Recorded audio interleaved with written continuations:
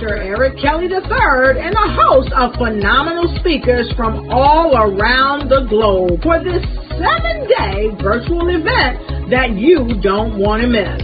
The mission of the Black Business Expo is to raise scholarship money from kids all the way from high school all the way from college. The Black Business Olympics is one of the largest Black business showcases in the world. It is an opportunity for businesses and companies to showcase their businesses globally. We are going to be giving away laptops up to $5,000 away to students.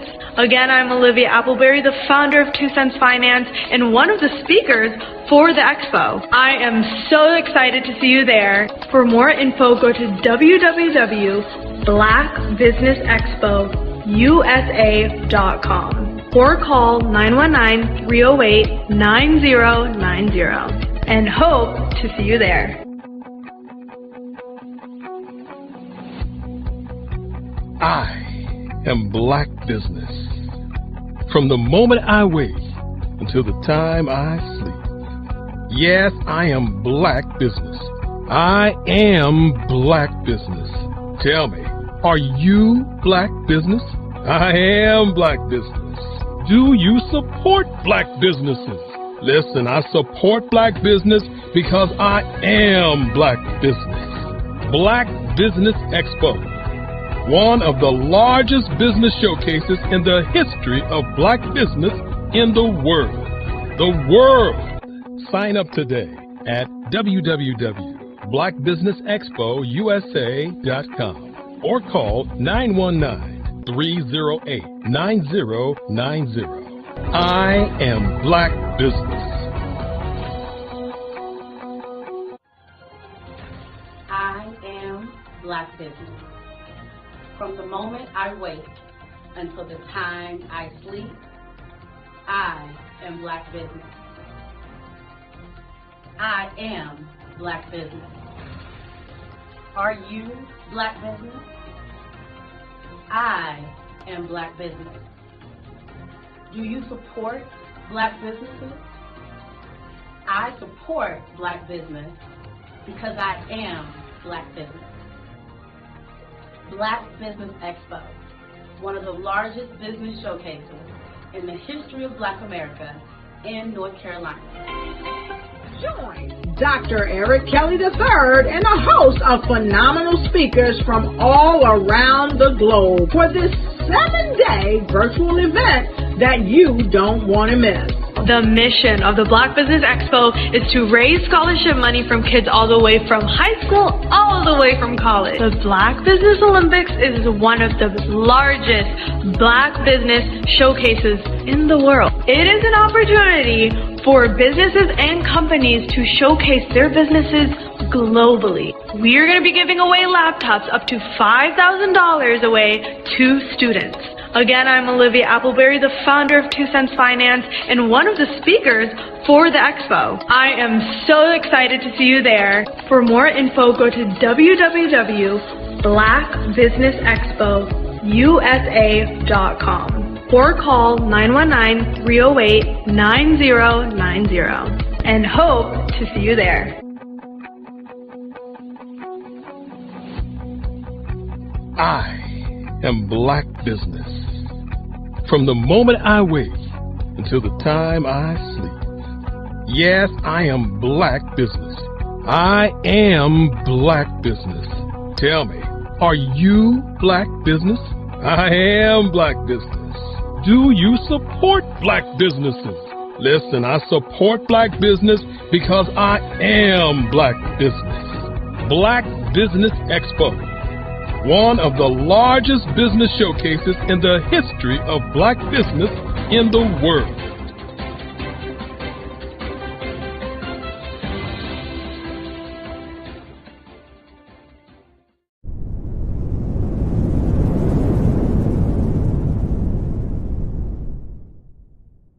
Phenomenal Tanya T. Wise, who is here from the great state of Maryland. Tanya, welcome and thank you for being with us today. Can you indulge our audience a little bit and tell them just a little bit more about who you are and what it is that you do? Well, I love being able to talk to people and have a magnetic attitude, being able to just show them. So I always like to say, level up is Coach at Tanya T.Y. is here. So can you tell our audience, just give them a teaser about what your presentation will be about?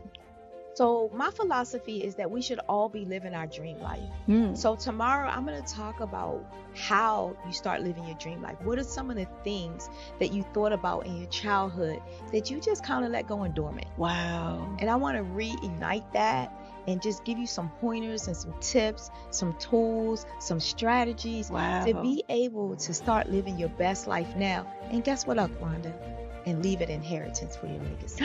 Oh my goodness. Okay, I know that's resonating with a lot of people. I've heard that you have a dynamic coaching program. Can you tell us a little bit more about that? Absolutely. So our coaching program help people that have the lack of time, that lack strategies, and lack the confidence to go after their dream life. So we help them implement tools, we help them implement strategies, as well as give them resources so that they can live their best life now and leave that inheritance. Wow. Oh, I love that. I love the leave the inheritance part. Listen, you are dropping some major nuggets, and I know a lot of what you're saying is resonating with a lot of people, but I think we're all curious. How did you even make this transition into the speaking and coaching arena? What's the story behind this? So I started out in finance, and I realized that a lot of people don't necessarily go after their dream life because of the lack of finances or the education behind finances. But it wasn't until I lost my firstborn, my only son, that life changed for me. And where I was going after it all, living the corporate life, hit my 6-figure income and living in my dream house with my dream man, driving my dream car.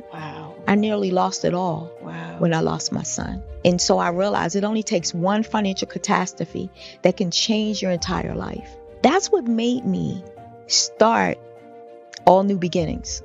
Because no matter what's going on in life, there's a new beginning.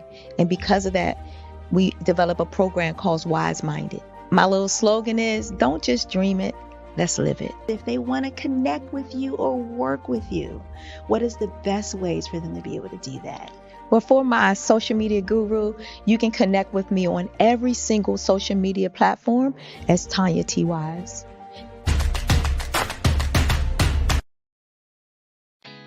Did you know women represent just 3% of Fortune 500 CEOs and less than 15% of corporate executives at top companies worldwide? Have you wondered what the secrets are to getting into the top ranks, whether in the private or public sector?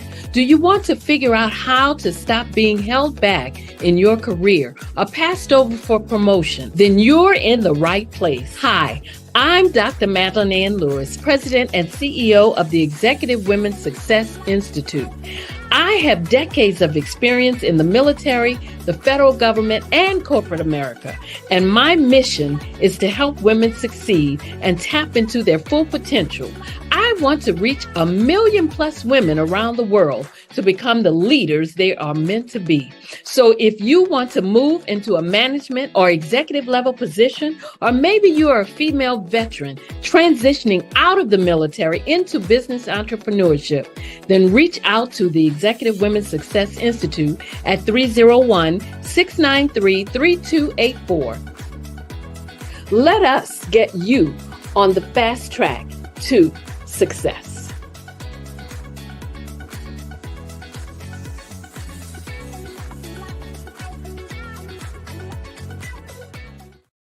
Over the past few years, we've seen the growth of existing and new initiatives focused on financial inclusion, building global networks, and reducing the wealth gap in response to the idea there's not enough seats at the table.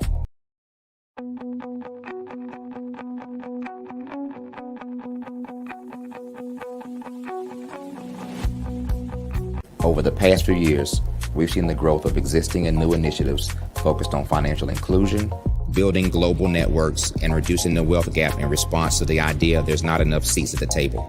Whether their outcomes are to increase the representation of Black executives on corporate boards, ensure an inclusive global economy, or to create new U.S. African commercial pathways, the strategies are often carried out by separate programs.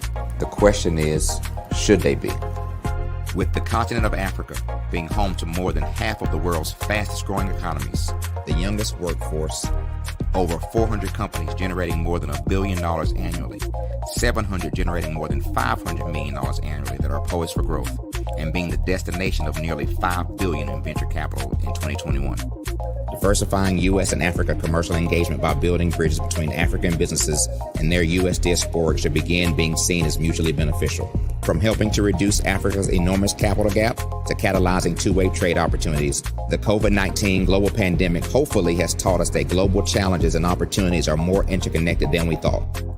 During the pandemic, African companies like Unicorn Flutterwave, insurance provider Reliance Health, ride-hailing app Yasir, and 54Gene, the continent's first bank of DNA on people of African descent, proved that when African companies have access to networks, capital, and information, they grow big, grow fast, and create solutions that are valuable to the world. This is why Be Direct was created. We are the first U.S.-based but African-centric board preparedness and board search company designed to connect U.S. Black talent and corporations to African businesses. Unique and fundamental to Be Direct's success is our process of helping board candidates adapt their experience and networks to an African context before they're connected to high-growth companies that are looking to locally and globally scale. From our focus groups with African business execs and government leaders, we don't ignore the sentiment that business is easy, but people are hard. Having a pool of board candidates with hard-to-access networks and extensive experience across the business life cycle, including successfully raising capital, is table stakes for an initiative like this. So yes, we have that. But corporate or entrepreneurial success in the U.S. does not guarantee success in Africa. Developed alongside industry partners on the continent, our training program, Be Direct Prep, is designed to transpose their experience to create cultural comfort, understanding, and a commitment to helping businesses in Africa scale. Our board governance sessions are African, continental, and country-specific, integrated with cultural awareness and dexterity training, masterclasses led by African industry execs, and mentoring and coaching from African continental-based facilitators. But even more unique to Be Direct Prep, we cap off our training program with an immersion trip to help candidates that have not been to Africa before see and feel Africa's complexity and opportunity from African soil. We all know traditional network-based board placement has historically left a lot of us out of ever really being in the paid board pipeline. Our strategy supports the work of many great organizations that are successfully filling seats at U.S. board tables by creating more tables for those that are still left on the sideline. It's time to start seeing the role and value of U.S. Black talent and businesses on the continent of Africa differently. Old perceptions and habits limit economic inclusion. Let's transition Black talent and the African businesses they will support from the periphery of the global economy to its core. Living in a global lockdown, we all know now how fast local and global economies can change, and see the value of having businesses that hire, strengthen local value chains, and even grow globally. Status quo in any form holds back progress. We must democratize U.S.-Africa commercial engagement by socially and economically connecting cultures that have long been disconnected. It's time for Africa's U.S. diaspora to redefine their global value by helping African businesses scale continentally and globally.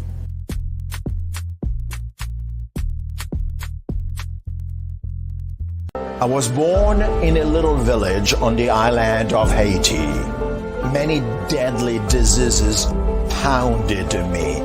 It is as if they were on a mission to end my existence on this earth. I refused to give up. In 1983, I left Haiti and came to the United States of America. And I came with $5, 2 shirts. I didn't speak any English. I came to Atlanta. I got a job. I was a doorman. I was a doorman with a dream. What I used to come on stage. I'd rehearse this moment that I'm standing in front of you. That's the power of a dream. Maybe today is the day you begin acting as if you already have it. And then step out with full force. Take a risk. No condition is permanent. Don't let your situation distract you. You are chosen. You are called. You are born for a purpose in this life.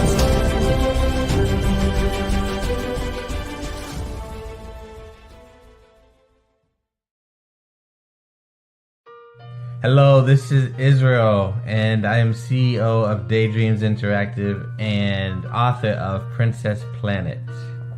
So, genius is common, and as a kid, I loved to daydream. Even as an adult, I love to daydream. And when my daughter became 6 and loved princess characters, but we just could not find the diversity that showed her, we created our own characters. So, for instance, you have Princess Nulu right here. Princess Nulu is from Uganda, and her genius is that she loves to take care of animals. She can actually even listen and hear what they say. And then we have Princess Isabella right here. Princess Isabella, she's from Cuba, and her genius is biochemistry.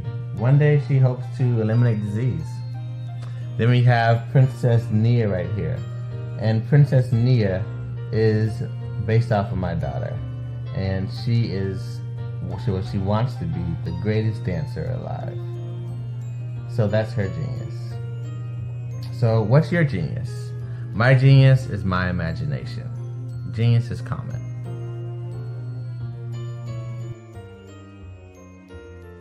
Artist to me is a creative expression of something from nothing. You know, it explodes onto the canvas, or it explodes on in my work. One of the things that I try to do more than anything is I try to just give the lines and the movements and emotions and the expressions into to what I do. Art really means to me a chance to express how I feel deep down inside. Most of my art begins as a thought that I might have, you know, whether it's sports, whether it's history, whether it's a woman or a man. It pretty much starts as an idea of thought before I get into the actual image of what I'm going to draw. I do a lot of historical pieces. I was a history minor in college, and I love to do history pieces. And a lot of times I'm thinking about history, and then I try to make that history impact you as you look at it. That's one of the reasons I do pictures so large. People ask me, why do I do the pictures so big? And I tell them, I want the piece to impact them as they're looking at it. To kind of dominate them, dominate their space. And most of my pieces I try to do off page. I don't try to do anything that's going to be in those four corners or in a square. And I want your imagination to be a part of the piece that you're looking at.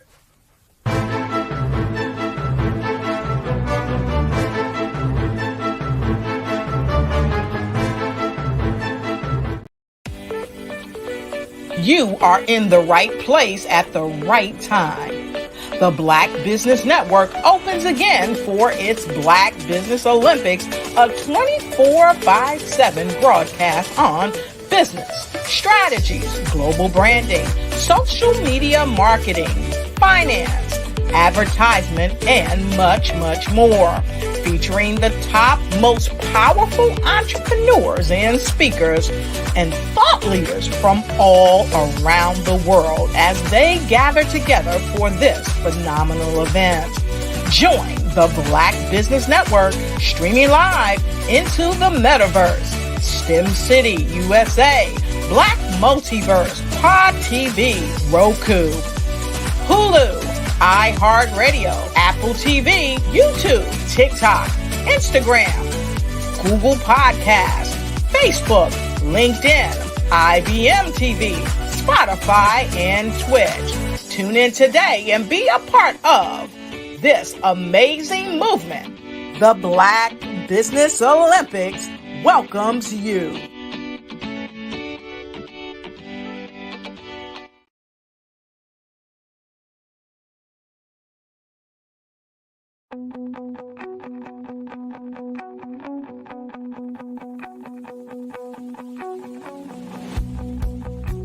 I am Black Business.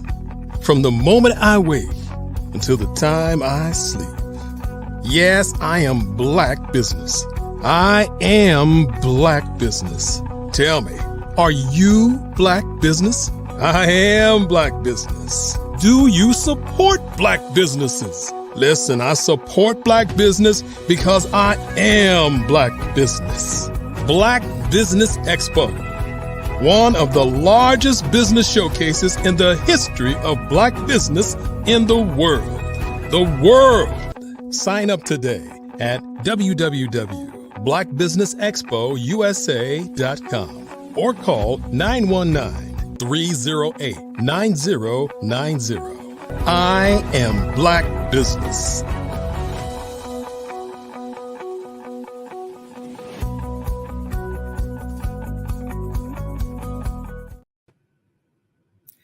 Good morning. Good morning. Business owners, entrepreneurs, thought leaders, and corporations. Welcome to the Black Business Network. My name is Dr. Michelle Boone Thornton, and I am your business moderator for this morning on the Black Business Network. The Black Business Network is a 24-hour business network showcasing Black businesses, Black owners, entrepreneurs, and thought leaders worldwide. We have speakers from North Carolina, London, Singapore, Africa, and cities all over the United States. The Black Business Network is a global community sharing its business knowledge to empower, inspire, and educate businesses about businesses. Our speaker this morning is none other than me, and I am going to tell you a little bit about what I do, my business, and how I approach several things. One of the things I do is helping people to establish emotional wellness. This came about from a combination of my expertise in mental health for over 20 years and in higher ed. So that gave me that teaching format in the knowledge of mental health and illnesses to put together. Today, I'm going to talk about my platform and masking emotions during the holidays.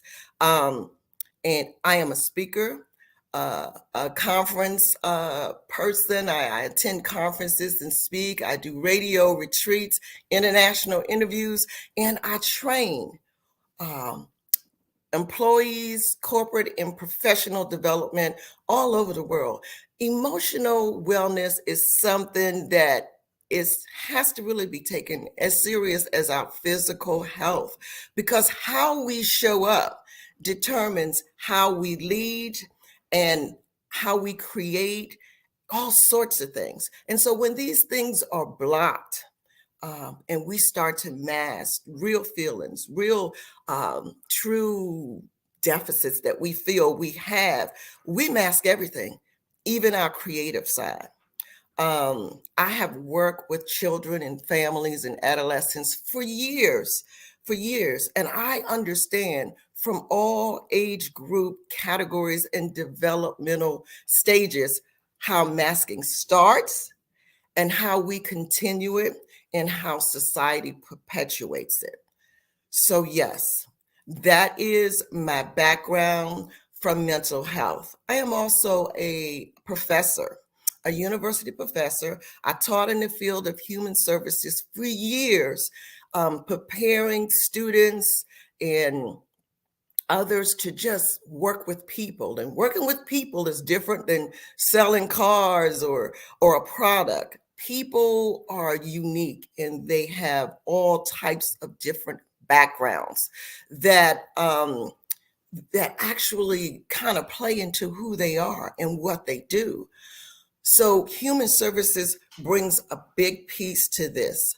I also am a professor in counseling ministries, and in both areas, I work to help prepare and teach students to work with people so that they can become all that God created them to be and achieve their highest level of functionality.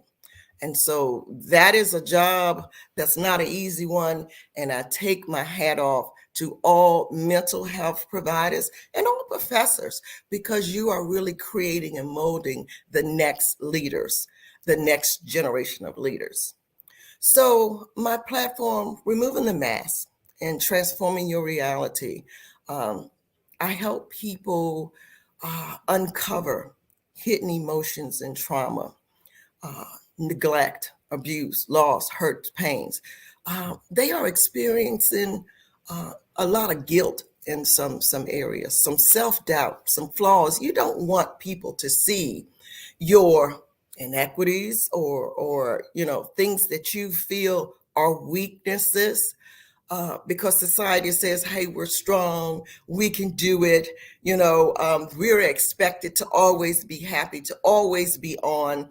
If not, something's wrong.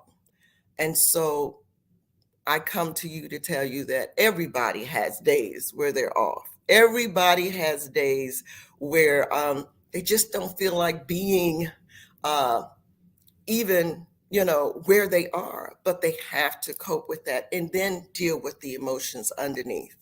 So I help people transition from behaviors that keep them in emotional bondage to behaviors that help them release the unhealthy emotions.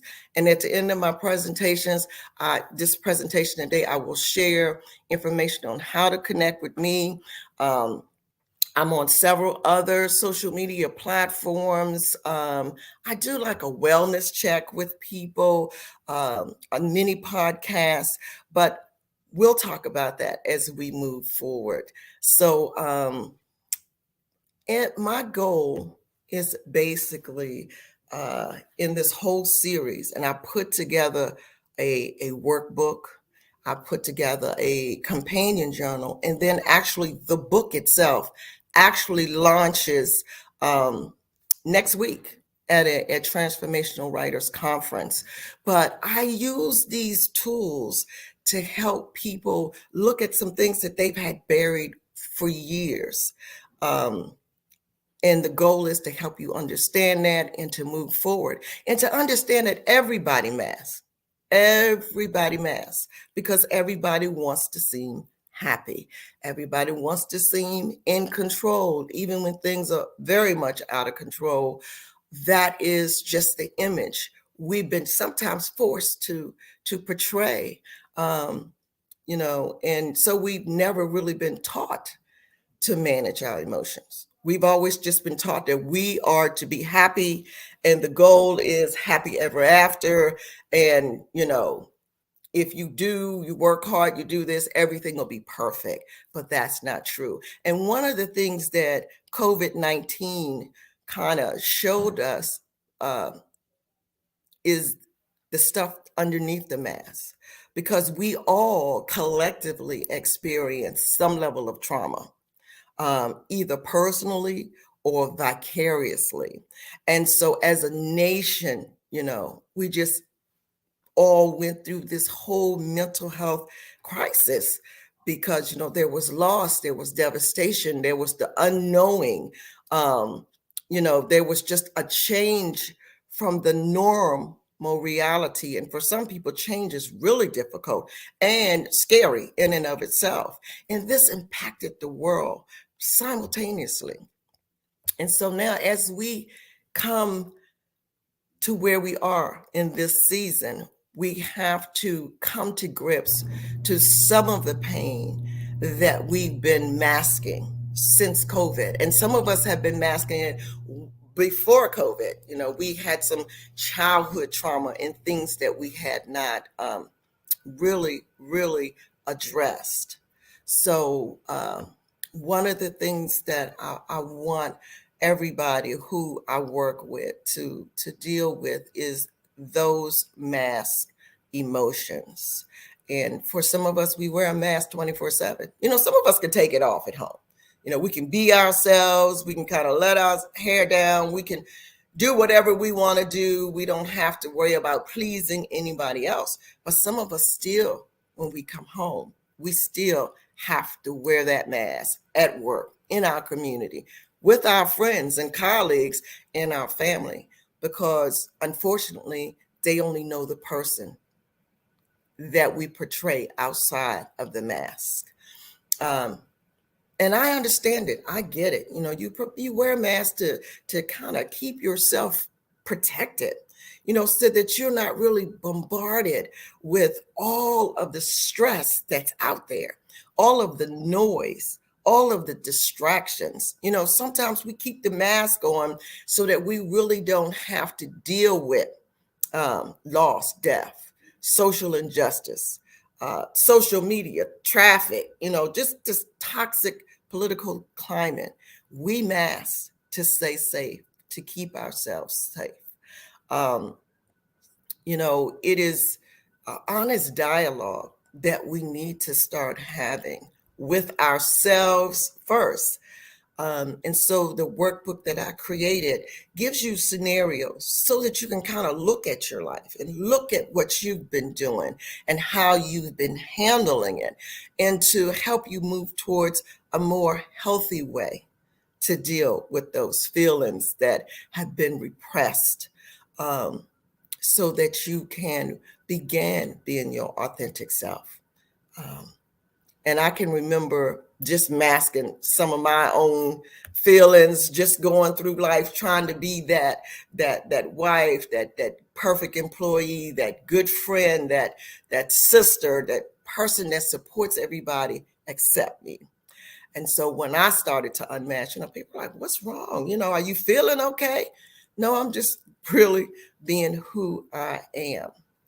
One of the things that we have to realize, especially as we approach this holiday season, is that we tend to mask on top of the stress that we start to feel during the holidays. We have memories of holidays, when we were younger, people who were there, who are not there now, things that have happened to us over the years. The holiday brings back a lot of things. We have to deal with some unresolved grief, some past trauma, stress, and excitement at the same time, and strained family relationships. Yes, that holiday is the time when the family comes together, and that can be good and that can be bad. But during the holiday, when we stop and we think about the fact that we may still be grieving the loss of anything that was maybe there the year before that's no longer there, a job, a family member, a person, a pet, it could be anything.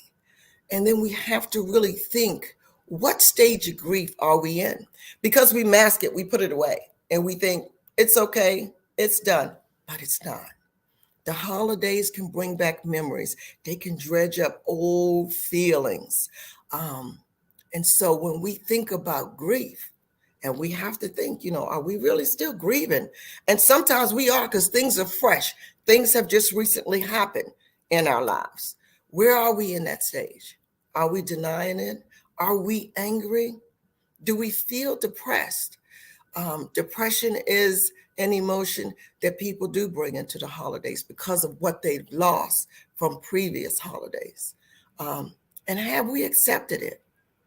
Have we kind of accepted that, hey, this holiday, this person is not going to be here.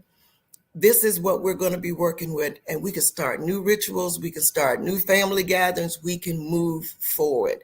So that is one of the things that is very important to keep in mind. The holidays create like a push-pull emotion. It really does, because of the grief and the heart and the hurt. You have to know that you're not alone. You don't really want to think about that. I'm supposed to be happy. I put up the decorations. My house is beautiful. The tree is beautiful. Everything is beautiful, but I still feel this pain. But others suffer too. Everything can't be merry and bright, but peace and comfort still are attainable for you in the holidays. We have recently, with COVID, come through a high toll of loss, lots of losses on top of losses. There's gun violence, and there's suicide. It's happening every day. So these three dark forces really have altered the shape of many of our lives, as we approach these winter holidays. The grief we feel over people who are no longer there, and when we look at our table, it's very acute. When we look at the dinner table, who's there and who's not, it's real. So that's the push and the pull. The push to be merry and bright, and the pull of the grief and the loss. The stress from traumatic childhood is something that many of us still carry. We carry around. In my workshops, I do an exercise to help people kind of identify stress, self-imposed stress, and then there's the stress of trauma that we carry from childhood abuse and neglect. Grief, loss, physical, emotional, sexual abuse, intergenerational, cultural, and history trauma. Just trauma. Some of us have had some medical crisis, and they've created a trauma in our lives. We are no longer the people we feel we were because of it. And there's uncertainty, the wellness, the sickness, that type of thing. What course will this take? And so that is traumatic in itself. Some people have, people in the military who overseas, and we have wars in Gaza and Israel and everywhere. So this is just something that is in our environment, and we don't want to deal with it every day. In fact, we want to wake up and be happy and move forward and be grateful, and we should. But those things are up under that mask, those emotion, that stress. We think we're burying it, and we're not. A lot of people dealing with a lot of stress deal with a lot of physical ailments, because stress can cause migraines and headaches and things.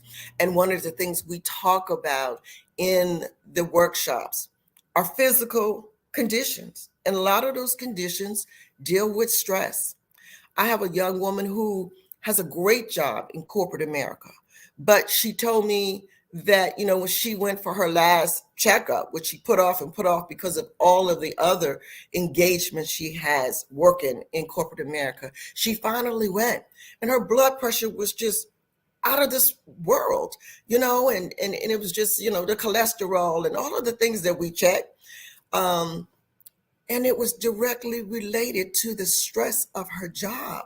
And she said to me, I don't understand. Again, that push-pull. This is my dream job, and I love what I do. But your body needs rest. And the stress that you take on, and a lot of time, a lot of people get in jobs and they overfunction. They overfunction because some people have control issues. Some people don't like to delegate. Some people are trying to prove themselves to the organization, and some people are just excited. And I know people who, when they get an idea, they get worked up and they're on it 24/7, and everything else kind of goes to the side. But not only during the holidays, but year round, I need you to think about the stress that you're putting on yourself. When you stay stressed, you put your brain into this fight and flight mode. And I've talked about that before, and that's okay. That alerts us that something is getting ready to happen, and we need to prepare our bodies to fight or flee or something. But that is not a state that we are supposed to be in 24/7, because it will deplete your emotional bandwidth. And so think about the stress that you're putting on yourself, the added stress from the holidays, and things that you can do to manage that. Holiday rituals. And a lot of people have rituals. I will talk to people and say, well, we would always get together and put this tree together. And there were special ornaments, and each ornament kind of had a story behind it. Family dinners. This aunt would bring that cousin would bring that, holiday gifting, special desserts, and so many other things play a significant role that shapes who we are over the holidays and during the holidays. And when someone is missing, we recognize that. And that should be an opportunity just to celebrate that person, who they were and what they brought to it. And even though the initial ritual may be interrupted with the intense sadness and despair that we feel about people we lost, let's, get together and think about new ways, new rituals with the people we have, and then pass those things on, just pass them on with your children and your children's children. And so, yes, the holiday can be a great time. It can be a great time to spend time with family. Technology is wonderful, but it can take us away from family. It puts that distance there. And holidays give us the opportunity for human connection. And we were created to connect with one another. So just be in the moment, be present, be with your family. Don't worry about thinking about the food or the presents or all this other thing. Just enjoy the people who you are with. According to the American Psychological Association, the top 4 main stresses of the holiday are difficult family conversations. Because we're together, we haven't seen each other in a while. This might be time where we get some news, somebody's sick, somebody's ill, something has happened. The second one is the pressure of gift giving. Not only the pressure of it, what to give, what to gift, are they going to like it? And thinking about what it is they like and trying to remember what they don't like. Gift giving, it should be from your heart. And it doesn't have to be overly expensive. And that brings us to the number 3 stressor, finances. If you have a budget, stick to your budget. Stick to your budget. Identify the people that you're going to buy for and do that. I have a friend who says, I have adult children. They're grown. They can do what they need to do. I will buy for my children's children, my grandchildren, and other people in the community that I just want to reach out and say, I'm thinking about you, or something like that. Or you can do a gift game. You select a name out of a hat, but you should not go over your financial limits during the holiday, because that is going to add stress, and those bills will roll in January and keep rolling in. Manage your expectations. Okay. A lot of people will go into the holiday and say, we're just going to have this fabulous time. We go this, that, and the other. And then things don't work out. So take into consideration, if that doesn't happen, do a plan B, or we can do this. But focus on the people that you're with. The Airbnb might not be what you expected, but the people who are there because they love you and you love them. There is this false thing that goes around that says suicide rates during a holiday are high. And people really think it's like Christmas and New Year's. Because it's often associated with feelings of joy and love and happiness. And when this doesn't happen, or when the stress of the holidays, starts to mount, that people, will take their own lives. But this is not true. This is an oversimplification of a complex and a multifaceted nature of suicidal behavior. It's not true. This type of oversimplification can kind of just lead to people not getting the support that they should get. for those struggling with ideas of suicide, I absolutely say, hey, this can happen anytime, holiday or anytime, and seek that mental health support that you need. Contact a crisis line, deal with it on that level. Many factors can contribute to mental health conditions. It can be life events, stress. It could be anything. It's not just one time of the year. So keep that information in mind as you move forward.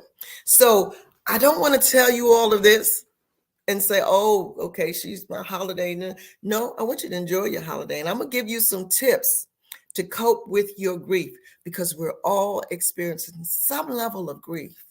Allow yourself the space to acknowledge any losses that you've had, the despair or the hurt that you're feeling.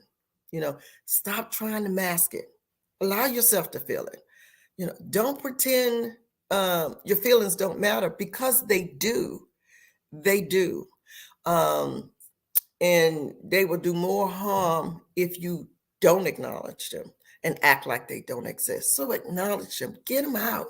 You can talk about it at the table, how much you miss auntie or a mom or dad. Talk about it, get it out. Work through it as a family. Allow yourself that space, and don't isolate yourself from others. Social connection has a great healing power. It really does. I can remember during COVID, I thought, am I the only one feeling this way? There was so much death, and I'm like, I'm a professional. I should be able to deal with it. But no, I felt it, and I had to acknowledge it as well. Share your feelings with others who care about you. Talk about it, okay? Create a special new ritual that honors the person who's no longer there. Light a candle, silent moment, spoken tribute about the person. We did this for someone who had passed in our family, and I know how I felt. But as we went around the table, and even as we got to my children, I thought, I didn't know that person had that impact on them. So do that. It's very healing. It really, really is. And again, I always say, seek professional help if you're feeling really, really overwhelmed and you are unable to manage the waves of emotion and hurt. And don't turn to unhealthy self-soothing behaviors, alcohol or overeating or other risky behaviors. Okay. I want you to be safe. I want you to be happy. I want you to enjoy your holiday. So if you want to connect with me, I provide Transforming Your Reality, Removing the Mask workshops, trainings, and retreats for corporations, nonprofit, university faculty, all over the U.S. and international. You can visit my website at Dr. Michelle Boone Thornton, all lowercase, .com. And there, you'll see some of the travels I've done, some of the work I've done internationally. And I want you just to enjoy it. I've got a lot of pictures, a lot of people that I've worked with. You can book me from my website and just learn more about emotional wellness. I share inspirational messages on LinkedIn, and you can connect with me there as the Unmasking Guru. And you can order my workbook, my book, and my companion journal on Amazon. So the book actually completes the whole series, and it will be launched at the Global Chamber Transformational Writers Conference in Puerto Rico, December 7th through the 10th. And you can find out more information there at the transformationalwritersconference.com. And I hope that what I've shared with you, that you will be able to use as we move into this busy holiday season, keeping in mind your happiness and your wellness. and that, yes, we all struggle and we'll all get through it, and just enjoy and be grateful. Thank you. I'm Dr. Michelle Boone Thornton, and I've enjoyed sharing with you this morning. Thank you, Dr. Michelle Boone Thornton. We appreciate this timely information at this time of the year. You know, many of us do suffer in silence and may not even realize that's what it is. It's the holidays. Absolutely, absolutely. Because we are just trying to like push through with the decorations and the gifts and all of the other things that happen in the food and cooking, we don't really pay attention to what's going on with us sometimes. And we just put it on the back burner. But don't do that. Don't do that. Take care of you. Please remind us where we can find you. Yes, you can reach me at drmichelleboonethornton.com, my website, or on LinkedIn under the Unmasking Guru. Genius is common, and I'll see you on the other side. Thank you. You're welcome. The Black Business Expo's mission is to raise funds for high school seniors going to college or K through 12 entrepreneurs. The Expo is a fundraiser for students. You may go to www.blackbusinessexpousa.com to donate to the scholarship fund, or use the Cash App that's on the screen below, $, capital B, capital B, capital X, capital U, capital S, capital A. Our goal is to give laptops and up to $5,000 to 10 students. Students can register online at www.blackbusinessexpousa.com. Every dollar counts. So we want to remind you to donate to the scholarship fund. We want to thank our Black Business Expo USA sponsors for November 2023.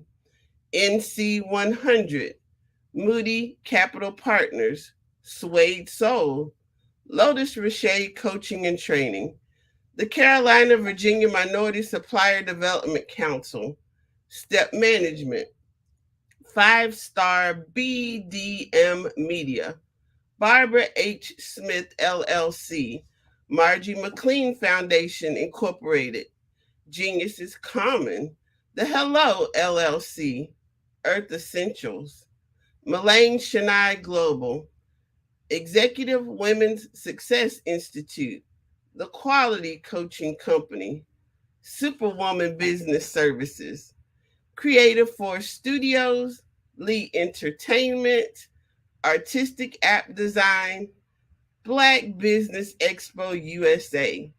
Genius is common, and I'll see you on the other side.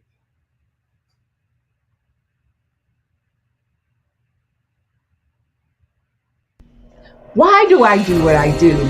You know, my life coach asked me that a few years ago. And she said, Tony, what's your why? And I told her, and she said, girl, you've already accomplished that. Perhaps you need a new why. Hi, Tony Harris, Amy Hoydu with Say It Said Marketing, one of your students.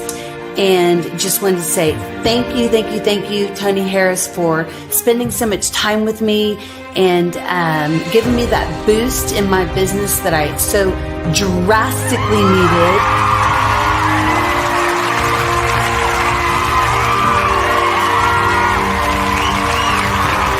My why is to touch, move, and inspire my clients to take drastic steps to be better than they were before they met me. I'm a resource. I'm a connector. I want to help people build deeper relationships that are beneficial to their life and business. That's what I do best. So, first thing you got to do is show up. And speaking is a way to magnetically attract your ideal client to you. How many of you use social media that way? Absolutely. And this is how you look to the world. Drastic steps are the steps that are needed to be successful. And my business is drastic denotes a mindset, getting out of your comfort zone, doing something that you don't necessarily feel comfortable doing, want to do, but you know it's a necessary step to be successful in your business. I get the most satisfaction when I see my connections flourishing into relationships long after I am gone. Hi, my name is Jasmine Augustine with Media Jasmine, and I've joined several networking and referral groups in the area. And Network in Action Northeast Houston with Tony Harris Taylor is one of the best organizations that I've joined. I love that piece of what I do, and it is what fuels my fire.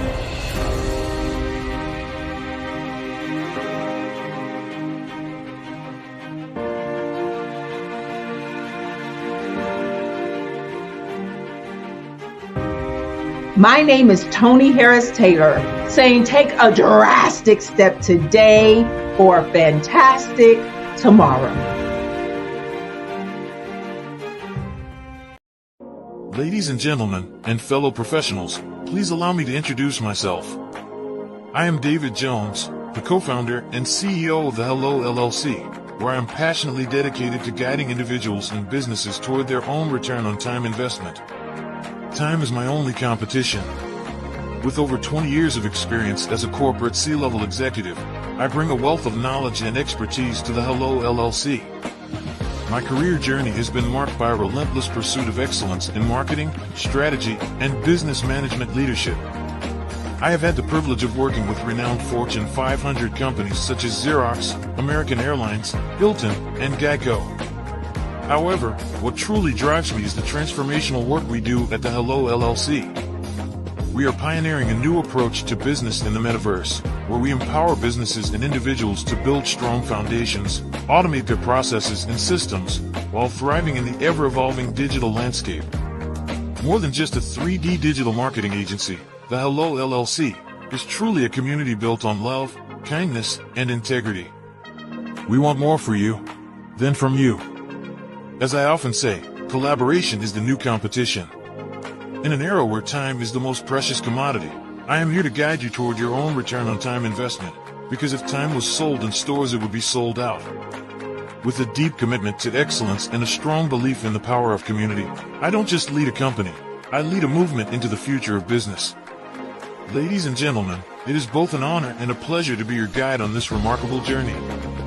I am David Jones, and together, we will embrace a future marked by success, collaboration, and the transformative work we do at the Hello LLC. Hello stands for helping everyone live life optimally. So, let's make that pivot together and start living life optimally today. Sometimes you got to hear the news from the Black perspective, and more specifically, Black publishers. And that's exactly why you have to download the HeyTie app, the largest mobile app delivering breaking news, videos, and podcasts from 200 of your favorite Black publishers. Yes, 200 Black publishers delivering news as it happens, literally all in one app. Go to HAYTI.com or download the app in the Google Play Store or Apple App Store. It's completely free, along with information that you can trust, so go check them out.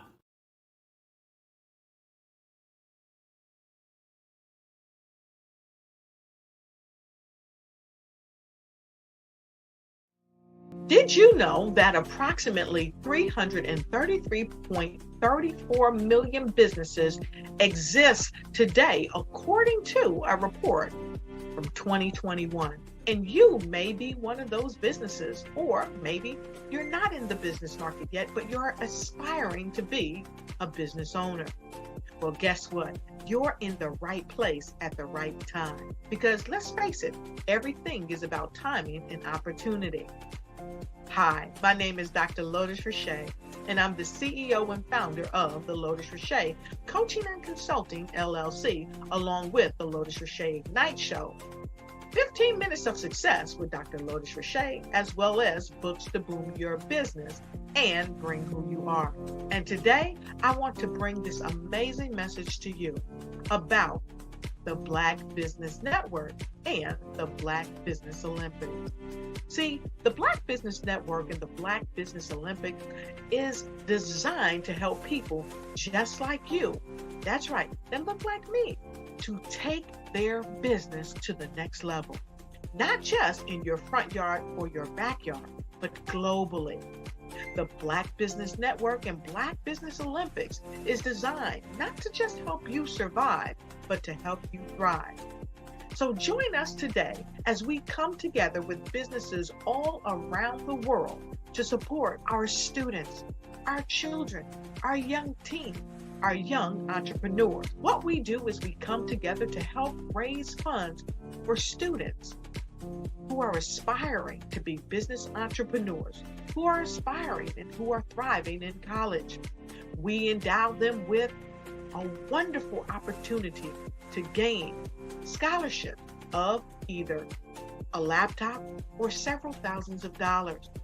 And we invite you to help be a contributor to this amazing opportunity to help someone that looks just like you. So join us today at our website and let us connect with you and help you ignite and take flight in every area of your life on the Black Business Network and the Black Business Olympics. I'll see you on the other side.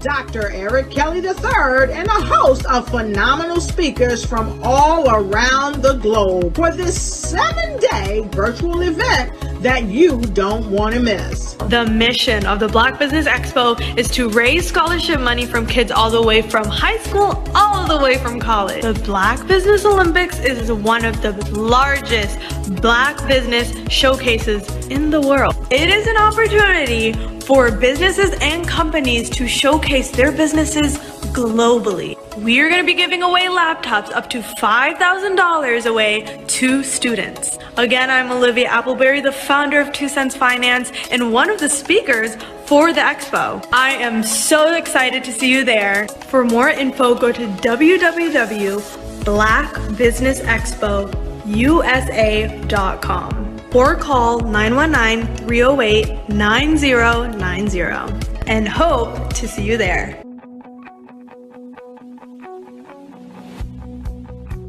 I am Black Business.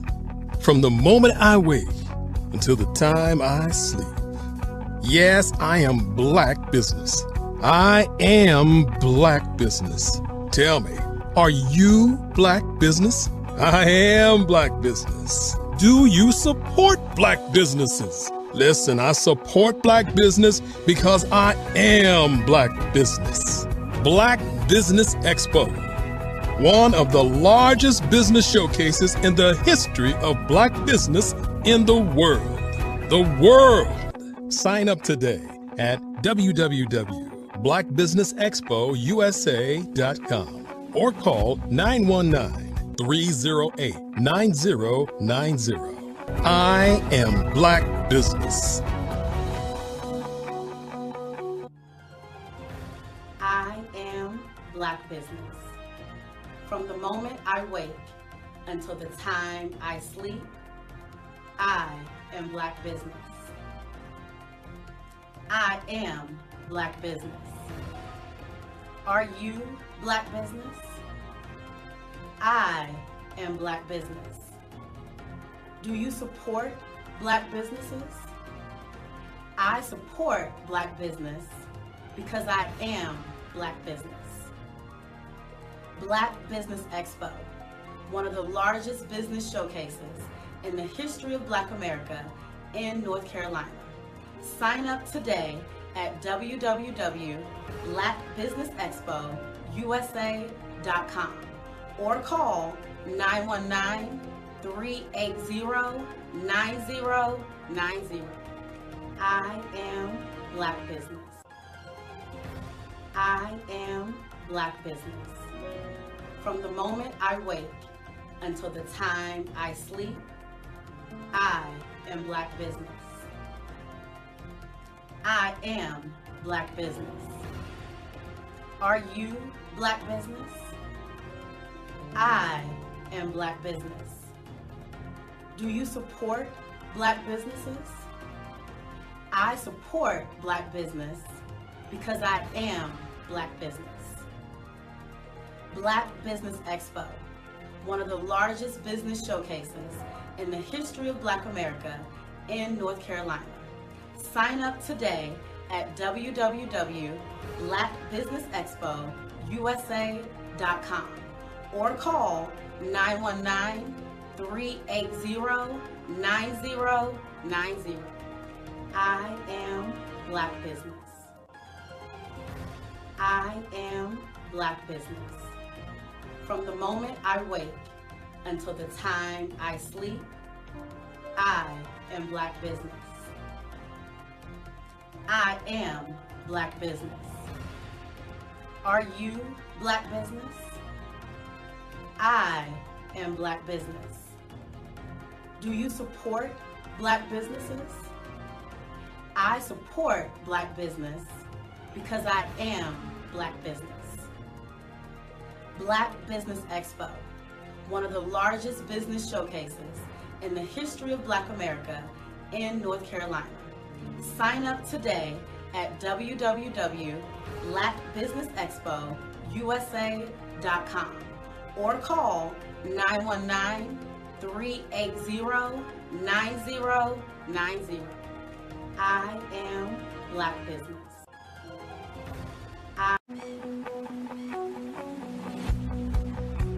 I am Black Business. From the moment I wake until the time I sleep. Yes, I am Black Business. I am Black Business. Tell me, are you Black Business? I am Black Business. Do you support Black businesses? Listen, I support Black business because I am Black Business.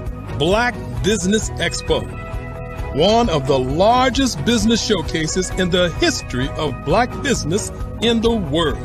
The world! Sign up today at www.blackbusinessexpousa.com or call 919-308-9090. I am Black Business.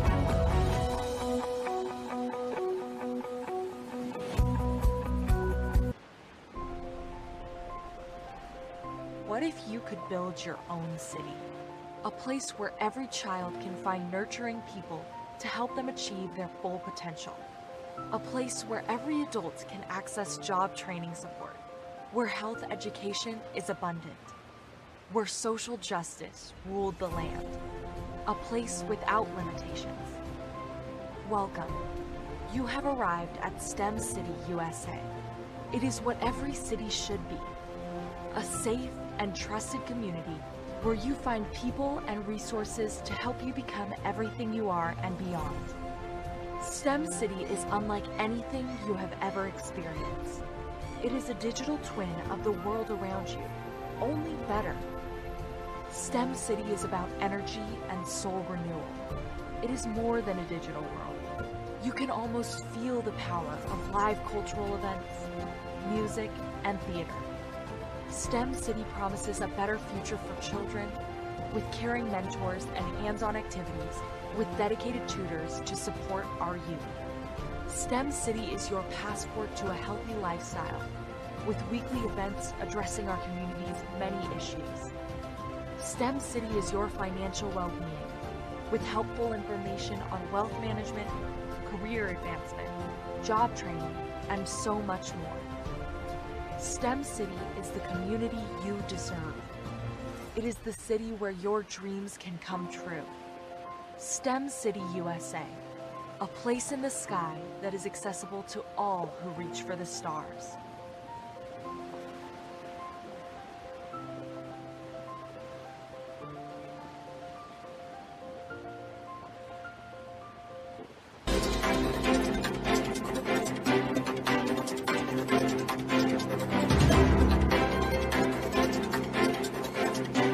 I'm Ramon Ray, founder of Smart Hustle Magazine and smallbiztechnology.com.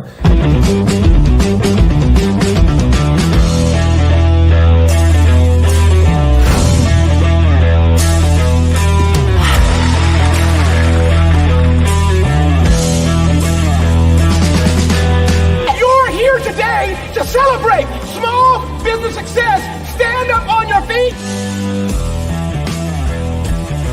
You rocked the house. It was amazing. Didn't we learn? For me, success comes from failure. One thing not to do is shake somebody's hand like this.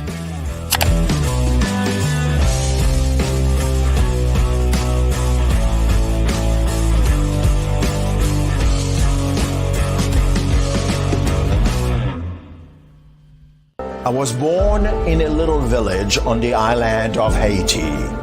Many deadly diseases pounded me. It is as if they were on a mission to end my existence on this earth. I refused to give up. In 1983, I left Haiti and came to the United States of America. And I came with $5, 2 shirts. I didn't speak any English. I came to Atlanta. I got a job. I was a doorman. I was a doorman with a dream. What I used to do, I used to come on stage. I'd rehearse this moment that I'm standing in front of you. That's the power of a dream. Maybe today is the day you begin acting as if you already have it. And then step out with full force. Take a risk. No condition is permanent. Don't let your situation distract you. You are chosen. You are called. You are born for a purpose in this life.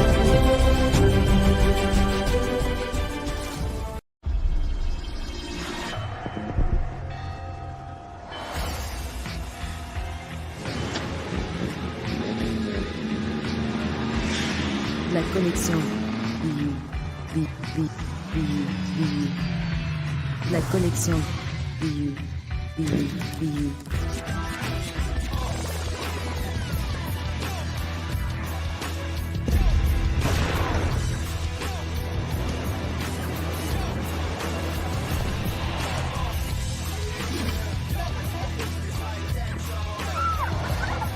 In a world obsessed with the cult of celebrity,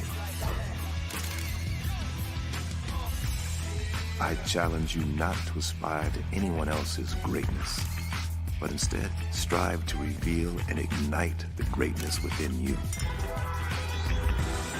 Are you serious? I totally think that's it. Hey. No! Hey! To me, sexy is a man that knows who he is and what he wants. He's comfortable. You look at him, you see him, he's just comfortable being himself. And you're like, Baby, be you. be you, baby. Just be you. I like it. Introducing the Be You collection, exclusively available at K&G Fashion Superstore. Social media is evolving. It's more vibrant, more colorful, more energetic, and so are you. It's not just photos anymore. It's video, it's audio, it's subscriptions. And now there's Fanbase, a new monetized social network. Fanbase delivers the complete native app experience with full content monetization for every user. No algorithms that shadow ban your engagement or growth, and no ads. Follow anyone for free and subscribe directly to your favorite creators for $4.99 a month. Plus, show some love by tipping on any post. Also, make a Fanbase page and monetize your content the same way. Finally, connect with your followers by posting the amazing content you already create. And now, get paid for it. It's time to energize and monetize. Because everyone's a fan of something, and everyone has a fan base.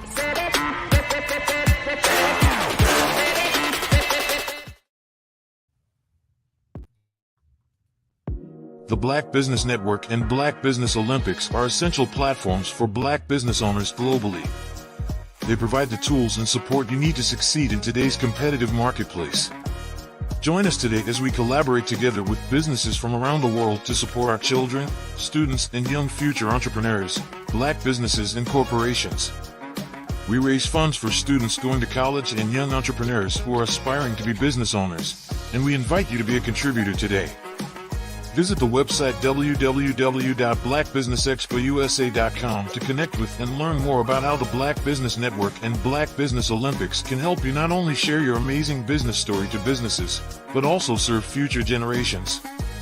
Hello, my name is David Jones, CEO and co-founder of the Hello LLC, where we help businesses build a culture, brand and experience, and leverage technology to pivot into Web3. Join the Black Business Network streaming live into Roku, Metaverse, STEM City, Black Multiverse Enterprises, Hulu, YouTube, iHeartRadio, Apple, Facebook, LinkedIn, Spotify, Twitch, and Google Podcasts. Tune in, turn on, and let's thrive.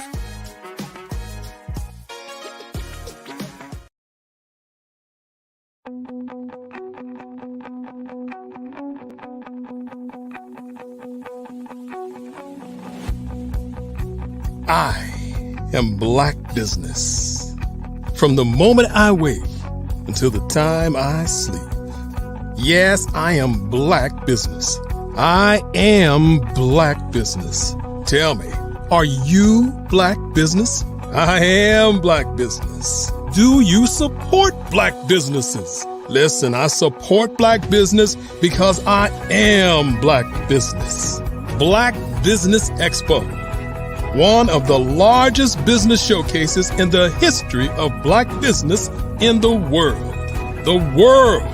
Sign up today at www.blackbusinessexpousa.com or call 919-308-9090. I am Black Business.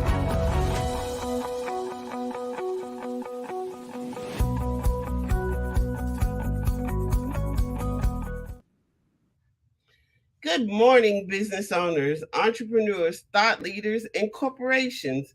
Welcome to the Black Business Network. My name is Crystal Gomez.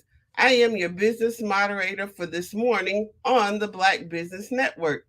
The Black Business Network is a 24-hour business network showcasing Black businesses, business owners, entrepreneurs, and thought leaders worldwide.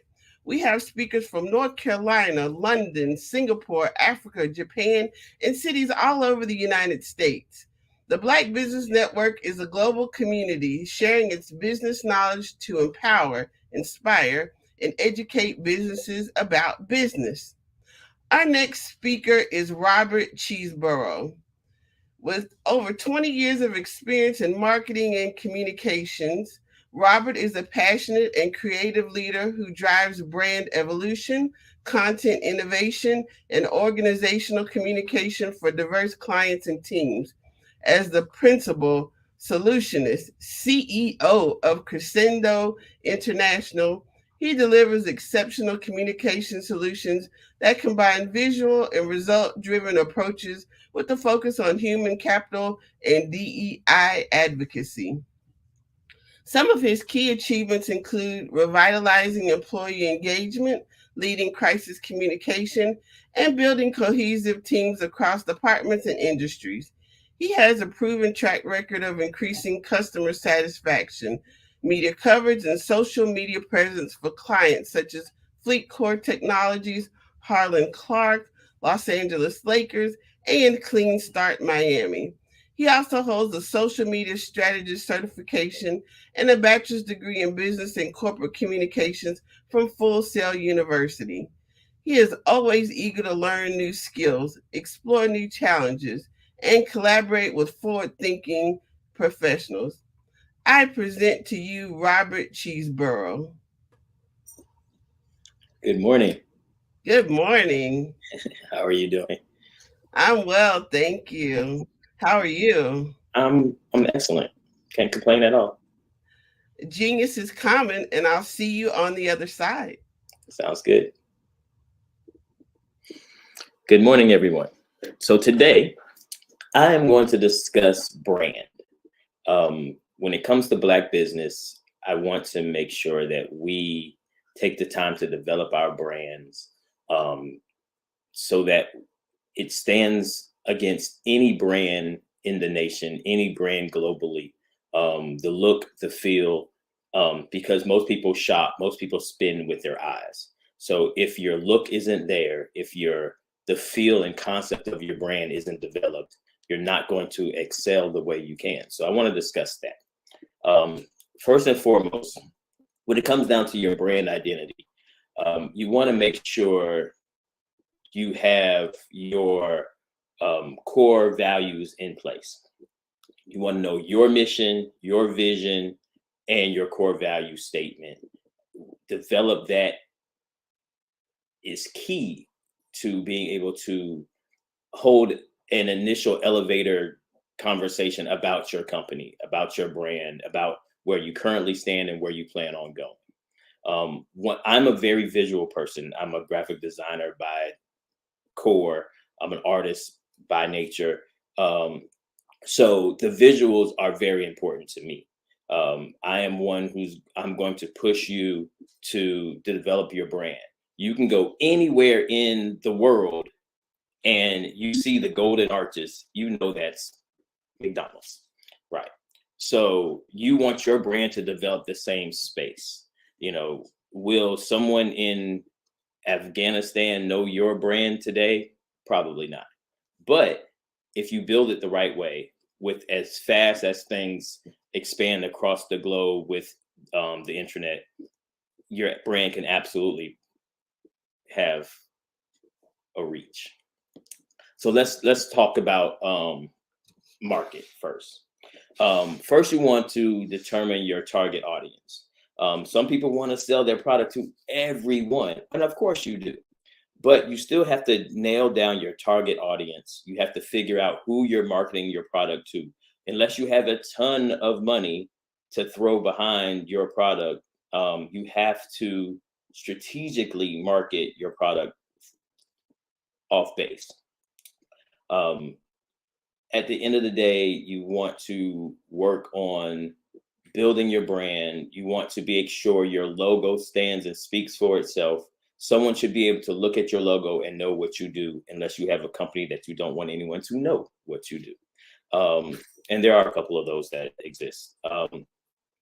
But someone should look at your logo and have some attachment to know what your company offers. It should open the door, at least. It helps your process. Determining your audience is key. Because that determines your voice, that determines your identity, your personal identity of the brand itself. How you are as a person doesn't necessarily equate to how your brand views things and responds to things, because you have to be in a position to have a political stance on everything. Everything that's happening across the country, across the world, is something that can affect your brand. As early as late as this morning, Elon is in trouble because he said something, and he's getting pushback on X because of it. You have to be careful what you say. You have to be careful what you stand for.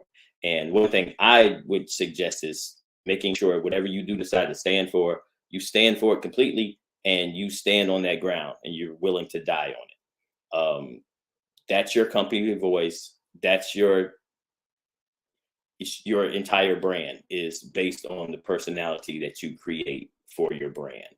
You want to make sure your tone is very clear, and it doesn't have to be clean. It just has to be consistent. I have companies that I manage, and they have a very clean, very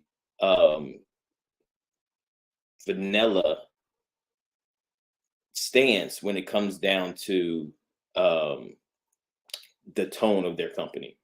But then I have some that push the envelope. How a company like Pinky's Black owned Slutty Vegan, and how they market is completely different than how the regular pizza spot around the corner will market. So you have to pay attention to that. The next thing that's most important for me is your visuals. So when it comes down to your brand, comes down to your logo, like we talked about McDonald's, everyone knows the Golden Arches. You know, some companies change their logos. I've seen probably 8 different Burger King logos, whereas McDonald's has never changed their logo. You have to decide which lane you want to jump in with that, and stick to the ground. If you're sticking with your logo, stick with it. Believe in it. Follow it. You know, and at the end of the day, really what you want to do is you want to get your employees to become walking and talking billboards for you. You want to make sure that your brand is something that someone would want to have displayed on their person, whether that's on a shirt, on a hoodie, on a sweatshirt, on a sticker on their car, on a flag, anything. You want to make sure that you're seen. You want to make sure that your logo stands for something. How I would suggest designing and coming up with your logo. I personally still strive and still develop logos and brands off of the golf ball technique, which is once you create your logo, impose it over a golf ball. Because how perfectly imperfect a golf ball is, with the little dots and the little divots in it, if your logo can stand that and put on that arch and put on that ball and hold up and you can tell what it is, then your logo's in the right space. You want to make sure you dig into your color schemes, pay attention to it, because as you can tell, some companies use certain colors, some companies don't. Certain fields are big on different colors. One thing I've noticed recently is banking. Banking has expanded their color schemes. Everything was green, very little red. Now you see red and burgundies and golds and purples and everything, you know. So you have to be able to expand your brand, expand your logo, and don't tie it into the color scheme specifically, because there are elements and there's times their colors change, you know, with the different movements and different things that happen. There are logo change, color scheme changes that happen, and you have to be able to move through those as well.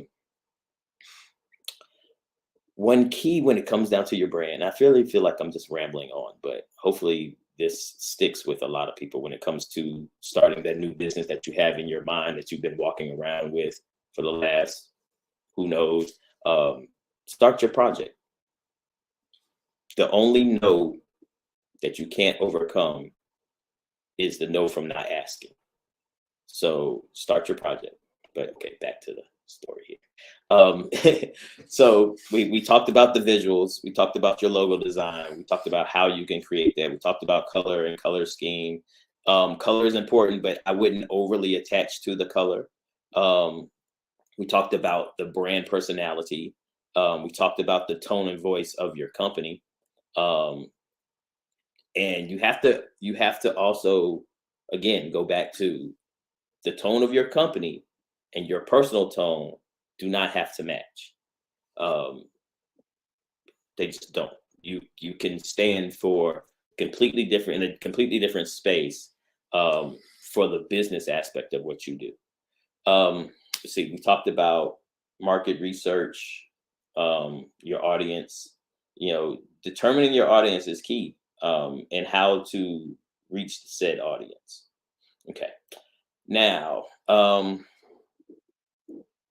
let's see, we talked about brand. We talked about your messaging. Let's go to marketing, obviously, right? So, of course, you want to pick which channels you utilize. You want to pick that based on the channels that your audience uses. If you have a product that is youth-based, you really want to go with a platform that's that targets them. You know, you won't. I wouldn't put a product that is made for teenagers on Facebook. Not anymore. It's not relevant to them. But like, my kids love TikTok. My kids love Instagram. So if you have products that go and fall into that space, make sure that's where you're targeting your advertising. And then you want to plan out your content. You want to make sure you cover all of the major events. Obviously Christmas is coming up, so you want to make sure you target and focus on all of those.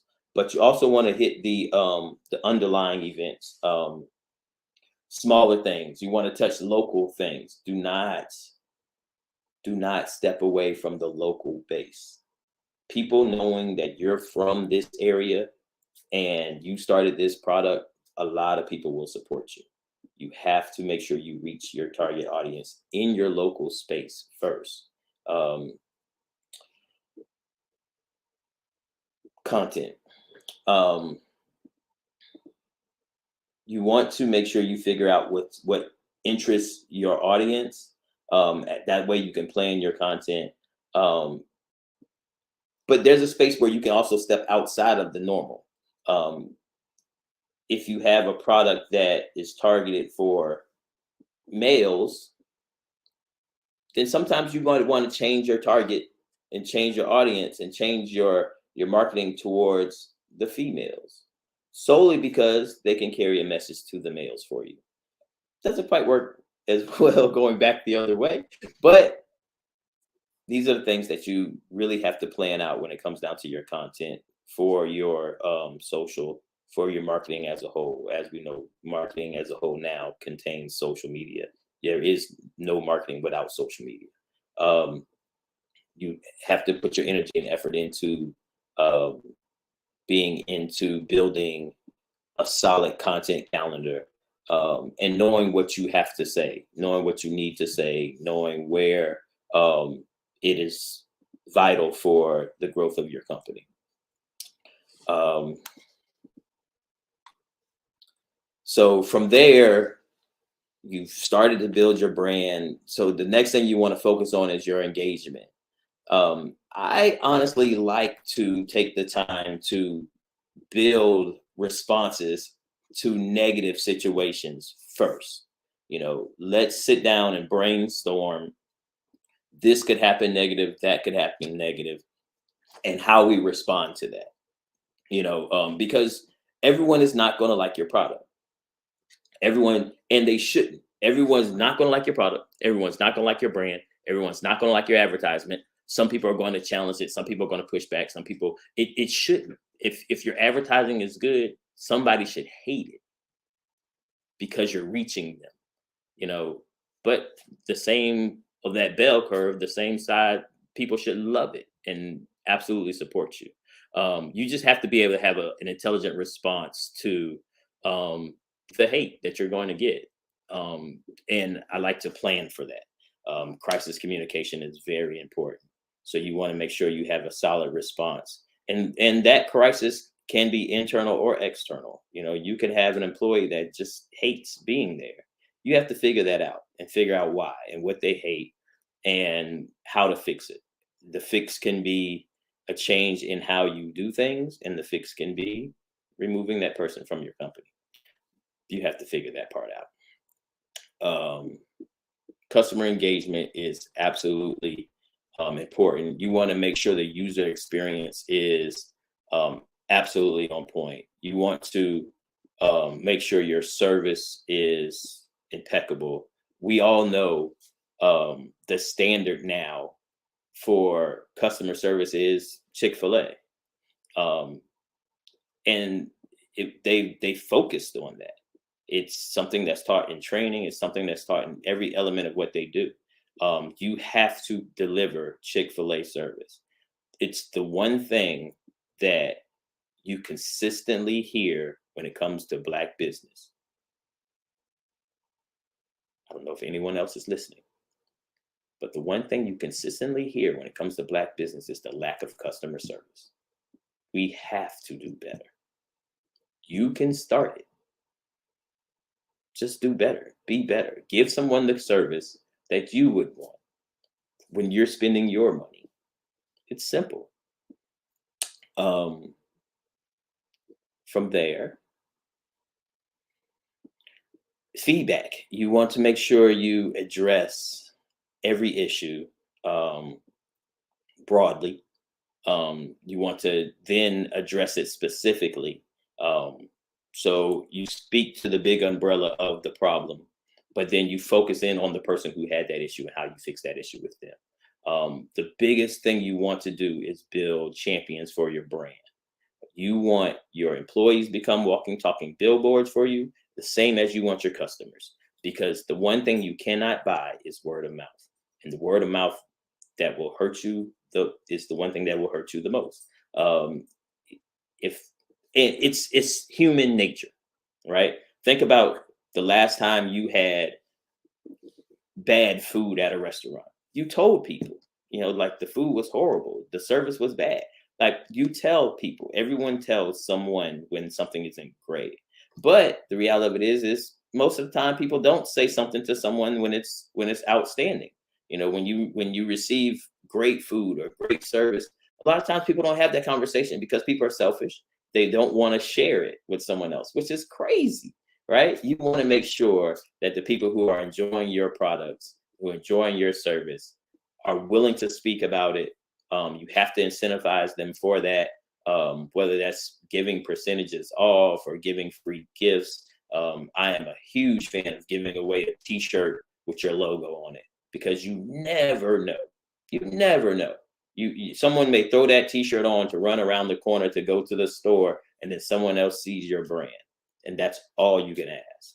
So I am a very big proponent of making sure you spread your brand in that method. When it comes down to your feedback, you want to continuously improve your feedback. You want to make sure that you dive into issues, and you don't want to just leave it. You don't want to address it once, call yourself pseudo satisfying the customer, and move on. Circle back, build a team or build a segment of your time where you respond, and then you follow back up later with a response and check on the customer, check on how their interaction with your business moved from where they were. If they purchased something else, if you can incentivize them to come back. Those are all very key elements to the growth of your business, the growth of your brand.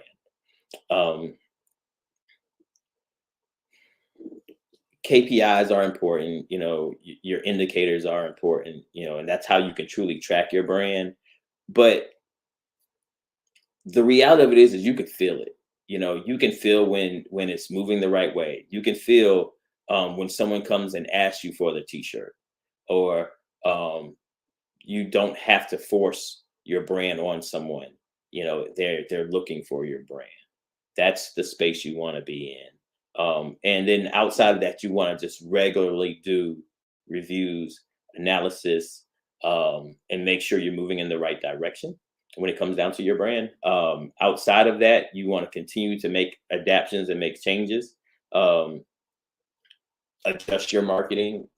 Some things work, some things don't. Some things work based on the timing. And you have to determine, if you put out a project, put out a marketing campaign and it doesn't take off, is it timing based? You were in the wrong space when you launched that, or is it the product itself, or is it just the marketing that you used?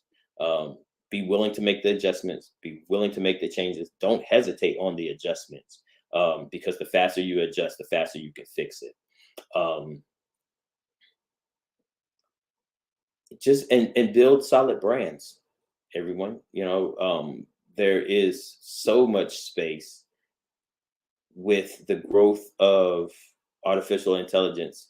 There's so many roles that are going to be gone in the next 10, 20 years that are going to be completely computer automated. So now is the time.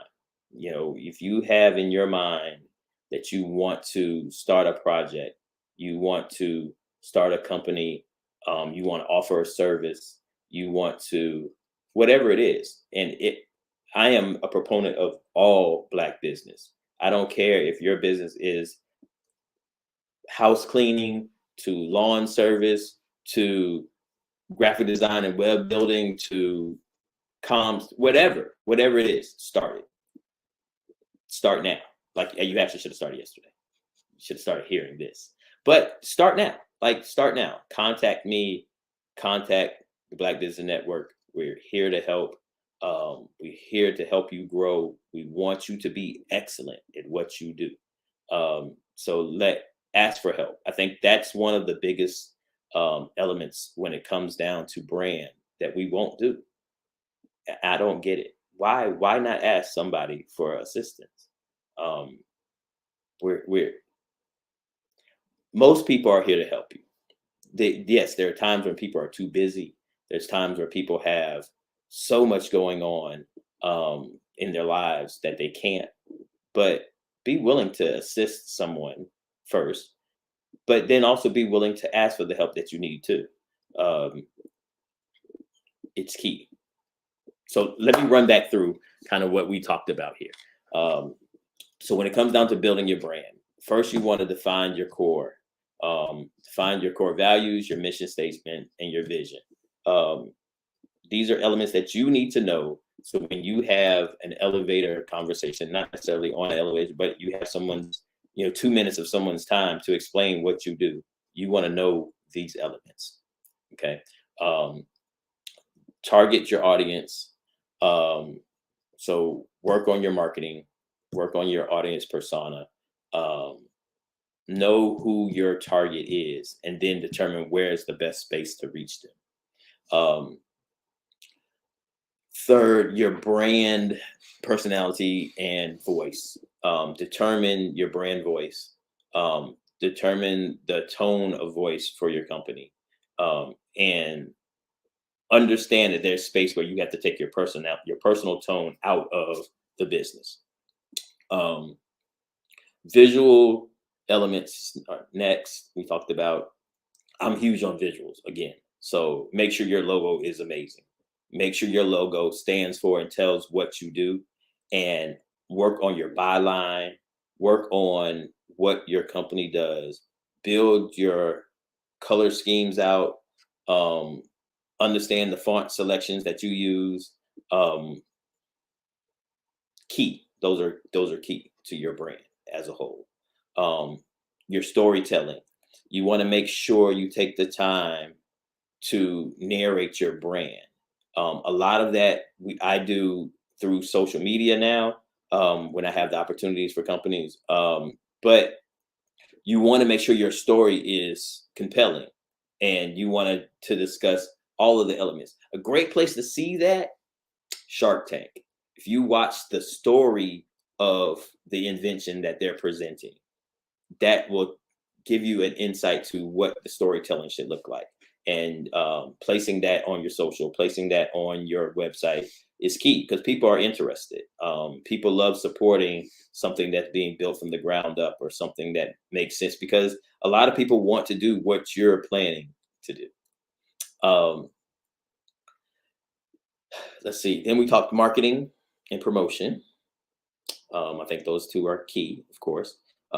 You have to figure out your marketing channels, and where you want to put your revenue into, and please understand that, yes, there are a lot of free channels, a lot of free stuff you can do, but there's a lot that takes money.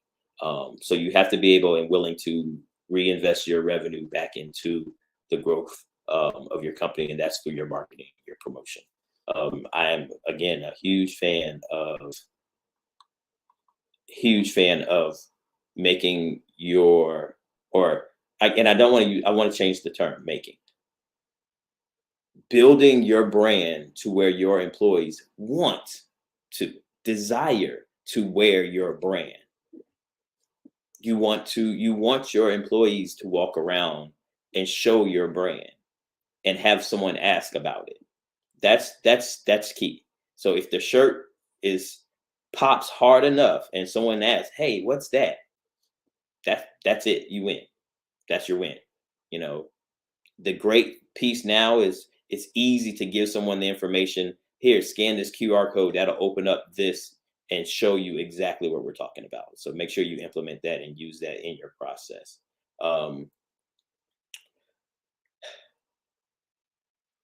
Let's see. We talked customer engagement, right? Discuss that. Feedback. You want to make sure you adapt your feedback specifically for each customer if you have an issue. But you also want to ask for the celebration. Ask for the cheer. Hopefully they enjoyed your product or your service. Ask them if they did, and ask for them to take the time to do a review and reward them for said review. The more positive reviews, the more it works. I'm a person, I'll tell you, I don't read reviews. If I want your product, I'm going to look at your product. I'm going to do my research on it, but I'm not reading what everyone else has to say about it. But I know several people who will read every review, start to finish. They'll start at the 1 stars and work their way up to the 5-star reviews because they want to see what the problems were at first. And then they want to see if someone else has had the same problem, but it fixed. So you want to pay attention to that. And then your performance measurements. Just make sure that you stay on top of your brand and the evolution of your brand. You want to make sure that you continue to grow and you don't just become stagnant and happy with where you were because it changes. And in a heartbeat, someone can come with something similar, or someone can come with a competition piece and beat you and take your client base. You want to make sure you hold on to your market share. So to do that, you have to stay aggressive and you have to be willing to make adjustments and stay relevant. That's the biggest piece with it, is make sure that you stay engaged, you stay relevant, you stay in the public eye, and give some of what you do to help someone else expand their space. It's what I try my best to do. So if you need me, I'm not hard to find. You can definitely find me here.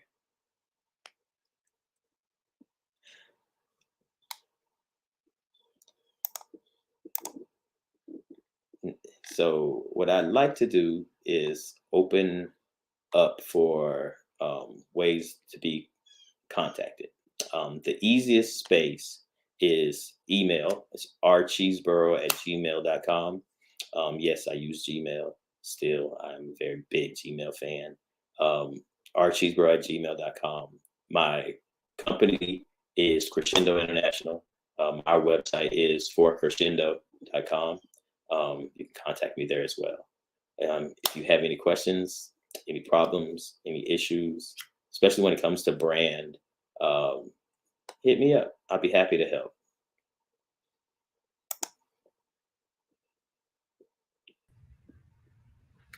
Well, thank you so much today for presenting this very relevant topic for business owners, especially those small business owners.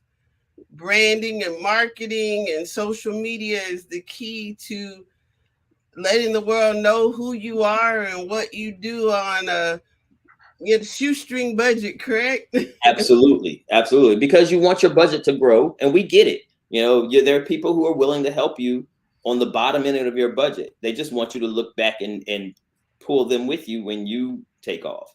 And that's what a lot of us tend to do. I definitely fall in that space. I will help anyone if I believe in your product. You just have to sell me to believe in your product.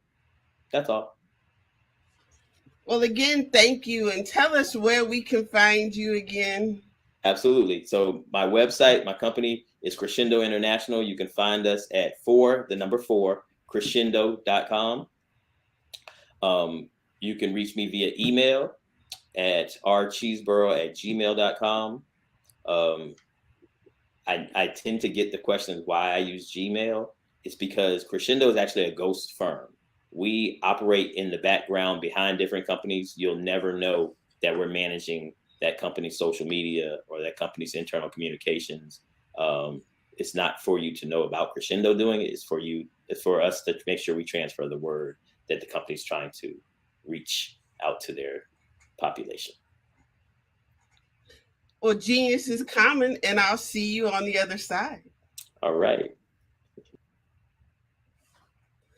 Every dollar counts. So we want to remind you to donate to the scholarship fund.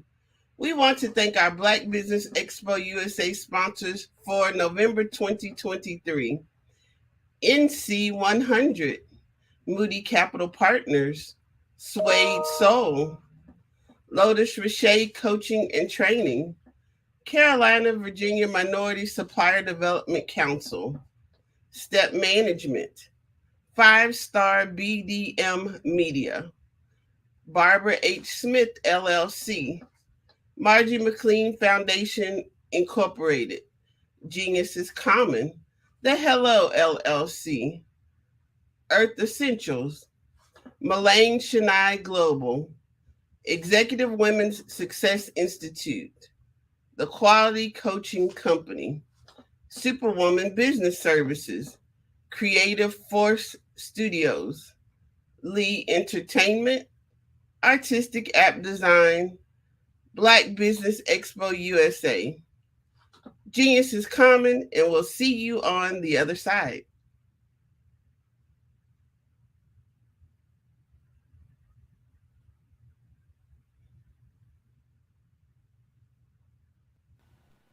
Hello, my name is Kiasi Helm and I'm 14 years old. I think my genius would probably have to be setting goals and achieving them. I say this because ever since I was young, I always wanted to be an author, and at age 11, I ended up achieving this. But not only did I end up becoming an author, I ended up becoming a public speaker, a publisher, a business owner, all these great things.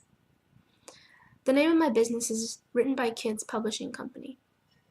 I decided to start this company because I thought it was important for me to help kids my age express themselves through literacy and just achieve their own goals. Because to me, achieving goals is the best thing in the world to feel.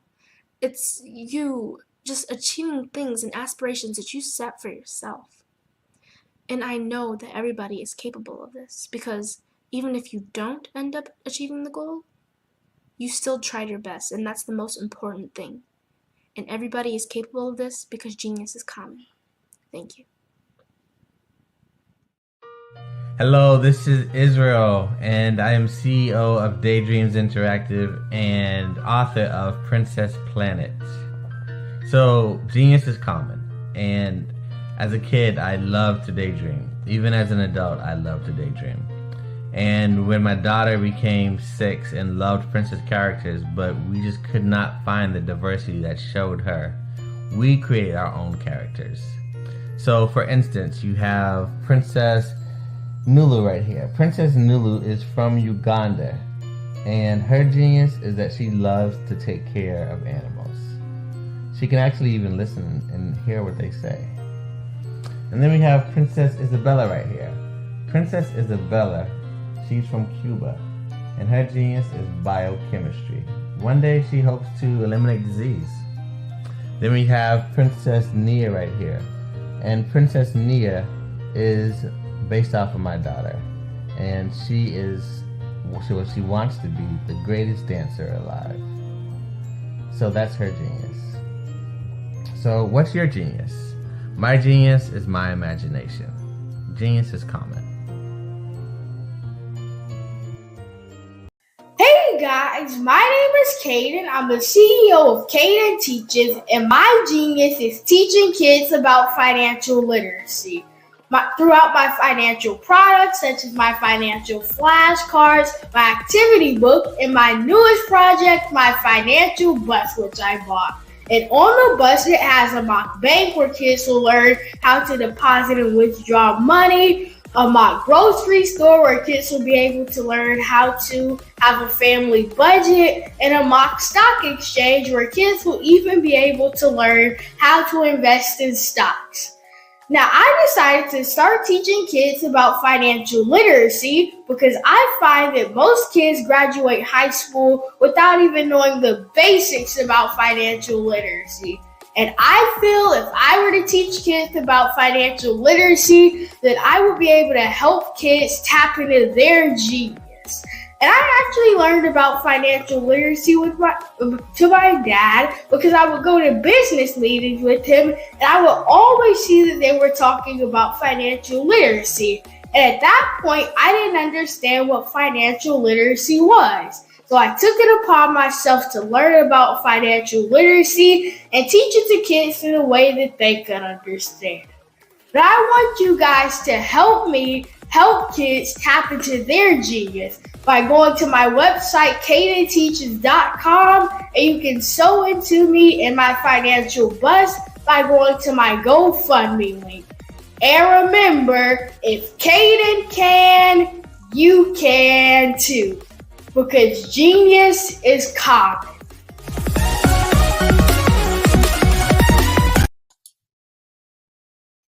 Hi, I'm Barbara Smith. Genius is common. My genius is executive coaching and professional corporate training. As the master executive coach and corporate training ambassador for the Genius is Common movement, I help business owners craft their stories in such a way that you know exactly what they do, what they have, and what they bring to the table. Many times as business owners, we are asked, so what do you do for a living? And we could be crushing in our businesses, but we're not quite sure exactly what to say in a short amount of time. Well, I help you take those stories that are the reason why you're in business and why you're so passionate about your business and craft them in such a way that people are drawn to you as opposed to being repelled by you. Because every conversation, every time you talk to someone about your business, you are excited about it. But are you really conveying what you do, what you have, and what you bring to the table? And do really people understand why you care so much and why they should care that you have the solution to their problem? Well, I'm here to help you with that. As a master storyteller, I can help you with your stories and spin them in such a way that they are intriguing and fascinating. People want to listen to you talk about your business. That's why at the Genius is Common movement, I am the master executive coach and professional training ambassador. That's my genius. And genius? Oh yeah, it's common. The Black Business Expo's mission is to raise funds for high school seniors going to college or K through 12 entrepreneurs. This expo is a fundraiser for students. Please, you may go to www.blackbusinessexpousa.com to donate to the scholarship fund or use the Cash App at $BBXUSA. Our goal is to give laptops and up to $5,000 to 10 students. Students can register online at www.blackbusinessexpousa.com. Every dollar counts. Please donate to the Black Business Expo USA Scholarship Fund.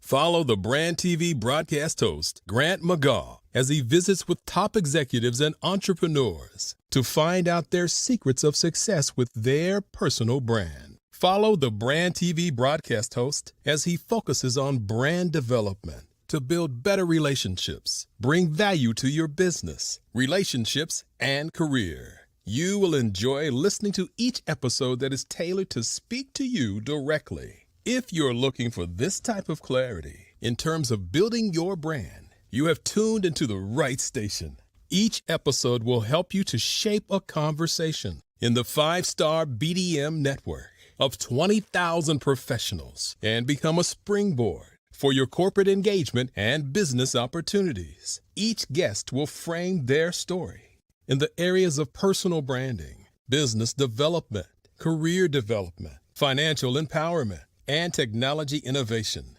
Grant McGaugh explains why he is the CEO and owner of his own professional career. Grant is an accomplished business leader and entrepreneur who wants to give back to individuals to grow their personal brand strategy.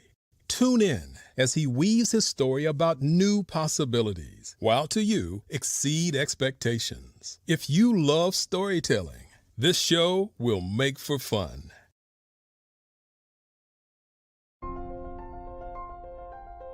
What if you could build your own city?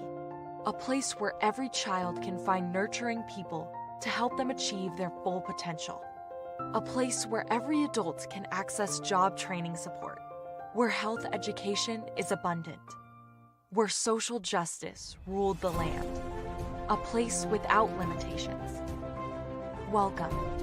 You have arrived at STEM City USA. It is what every city should be. A safe and trusted community where you find people and resources to help you become everything you are and beyond. STEM City is unlike anything you have ever experienced. It is a digital twin of the world around you, only better. STEM City is about energy and soul renewal. It is more than a digital world. You can almost feel the power of live cultural events, music, and theater. STEM City promises a better future for children with caring mentors and hands-on activities with dedicated tutors to support our youth. STEM City is your passport to a healthy lifestyle with weekly events addressing our community's many issues. STEM City is your financial well-being with helpful information on wealth management, career advancement, job training, and so much more. STEM City is the community you deserve. It is the city where your dreams can come true. STEM City USA, a place in the sky that is accessible to all who reach for the stars.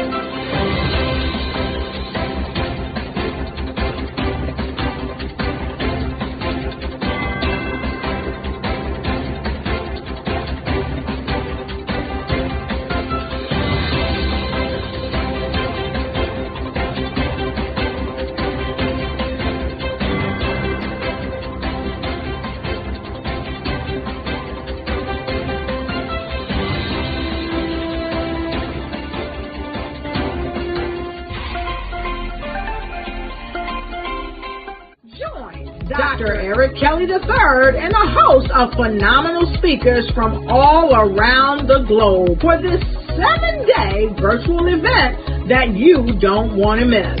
The mission of the Black Business Expo is to raise scholarship money from kids all the way from high school all the way from college. The Black Business Olympics is one of the largest Black business showcases in the world. It is an opportunity for businesses and companies to showcase their businesses globally. We are going to be giving away laptops up to $5,000 away to students.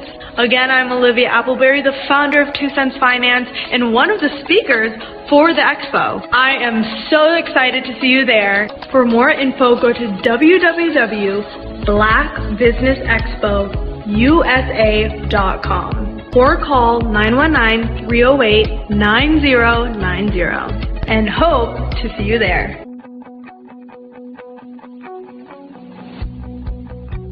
I am Black Business. From the moment I wake until the time I sleep. Yes, I am Black Business. I am Black Business. Tell me, are you Black Business? I am Black Business. Do you support Black businesses? Listen, I support Black business because I am Black Business. Black Business Expo, one of the largest business showcases in the history of Black business in the world. The world! Sign up today at www.blackbusinessexpousa.com or call 919-308-9090. I am Black Business. I am Black Business. From the moment I wake until the time I sleep. I am Black business. I am Black business. Are you Black business? I am Black business. Do you support Black businesses? I support Black business because I am Black business. Black Business Expo, one of the largest business showcases in the history of Black America in North Carolina. Join Dr. Eric Kelly III and a host of phenomenal speakers from all around the globe for this 7-day virtual event that you don't want to miss. The mission of the Black Business Expo is to raise scholarship money from kids all the way from high school, all the way from college. The Black Business Olympics is one of the largest Black business showcases in the world. It is an opportunity for businesses and companies to showcase their businesses globally. We are going to be giving away laptops up to $5,000 away to students. Again, I'm Olivia Appleberry, the founder of 2 Cents Finance and one of the speakers for the expo. I am so excited to see you there. For more info, go to www.blackbusinessexpousa.com or call 919-308-9090 and hope to see you there. I am Black business. From the moment I wake until the time I sleep. Yes, I am Black business. I am Black business. Tell me, are you Black business? I am Black business. Do you support Black businesses? Listen, I support Black business because I am Black business. Black Business Expo, one of the largest business showcases in the history of Black business in the world.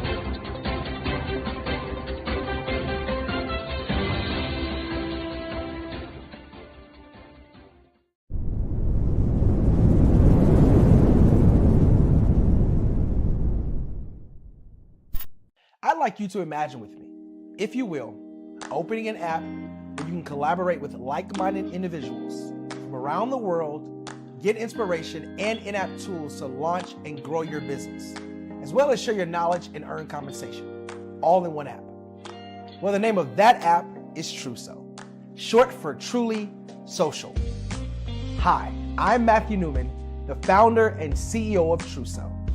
A new concept in social media, Truso is designed from the ground up to be a platform that's both social and empowering for all its users. How exactly do we do that? I'm glad you asked. First, Truso brings the world together via video. Psychologists assert that video provides a significantly more effective connection than audio only.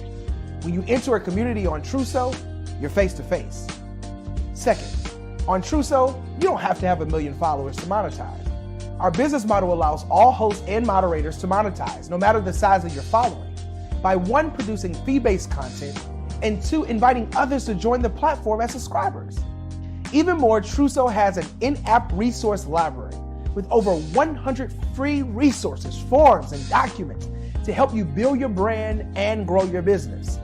Third, Truso is inclusive. The deaf and hard of hearing communities make up 360 million people worldwide. Unlike audio-only apps, Truso embraces this community, providing a networking platform that allows them to participate via video and closed captioning. We even have a deaf and hard of hearing foundation in the works as well. Fourth, Truso is both social and safe. We refer to Truso as a virtual extension of the beauty shop, barbershop, and brainchild of the community. A place where there's laughter, along with wisdom, growth-oriented conversation, and genuine connections in a safe space. Truso even has proprietary security to ensure we maintain a safe environment for everyone. Where are we at now? Truso is live, y'all. We've launched in beta and we're acquiring users daily. We have an incredible development and marketing team, plus amazing celebrity influencers at the table helping us spread the word around the globe, beginning within the African diaspora and beyond by creating a safe space for growth, connection, and collaboration. We're truly excited about True Self. We've created something special for which there is a global market. And we invite you to embark on this journey with us as a shareholder. The future for Truso is truly bright. Join us and let's go there together.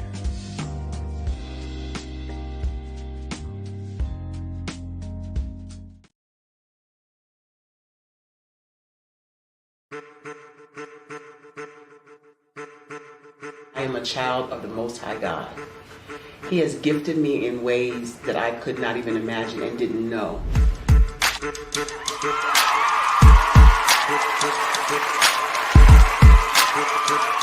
There was a time when I didn't know who I was.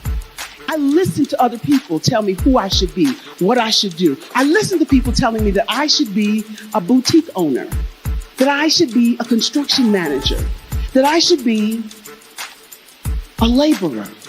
Have you ever felt like you should do something else, be something else, go somewhere else, be wherever you wanted to be, and you felt like you were in a box? Anybody in the room? And you couldn't get out? Anybody in the room? And you kept trying to go and you couldn't get out? Anybody in the room? But let me tell you, you need to rock the box. Rock the box.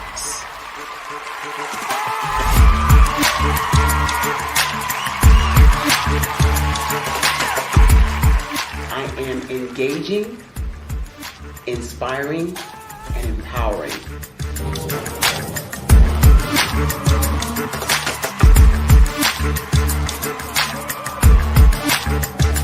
I would give you everything I know. Just by touching you, if I could, by osmosis, give you every single thing I've learned, I've gone through, I know I would. We know that's not possible, but as it is possible, I love to share information with people. Some of you out there, people have told you that you can't be, you can't have, you can't do. But I will tell you, like Kinston said, you can, you must, and you will. If it's to be, it's going to be me. You got to say it. If it's to be, it's going to be. If it's to be, it's going to be. If it's to be, it's going to be.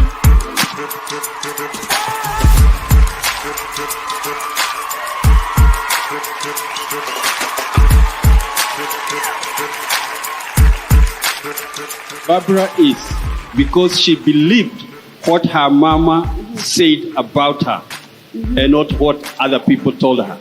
Every day you wake up, when you're in a situation, it's your choice whether it's an advantage or the disadvantage. She gained her confidence and her life, and now she is a testimony.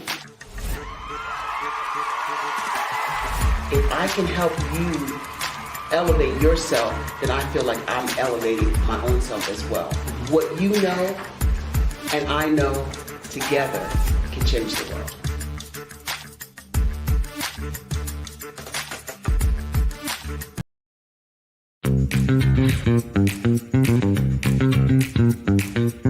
It's time for you to start bossing in social media.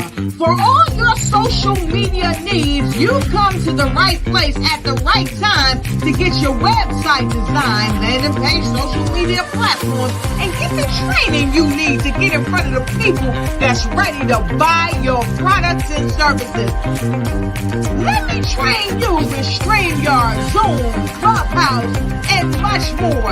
And let me help you get your virtual professionals, not assistants, because assistants can only assist you, but the virtual professionals can give you that professional flavor that you need to expand your reach and increase your revenue.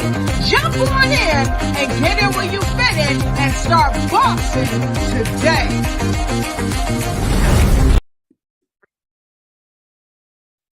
Hello, I'm Dr. Madeline Ann Lewis, President and CEO of the Executive Women's Success Institute.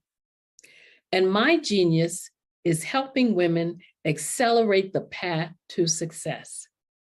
You know, I was blessed to have strong women in my life who encouraged, motivated, and pushed me to do my best and to never even think about giving up on my dreams.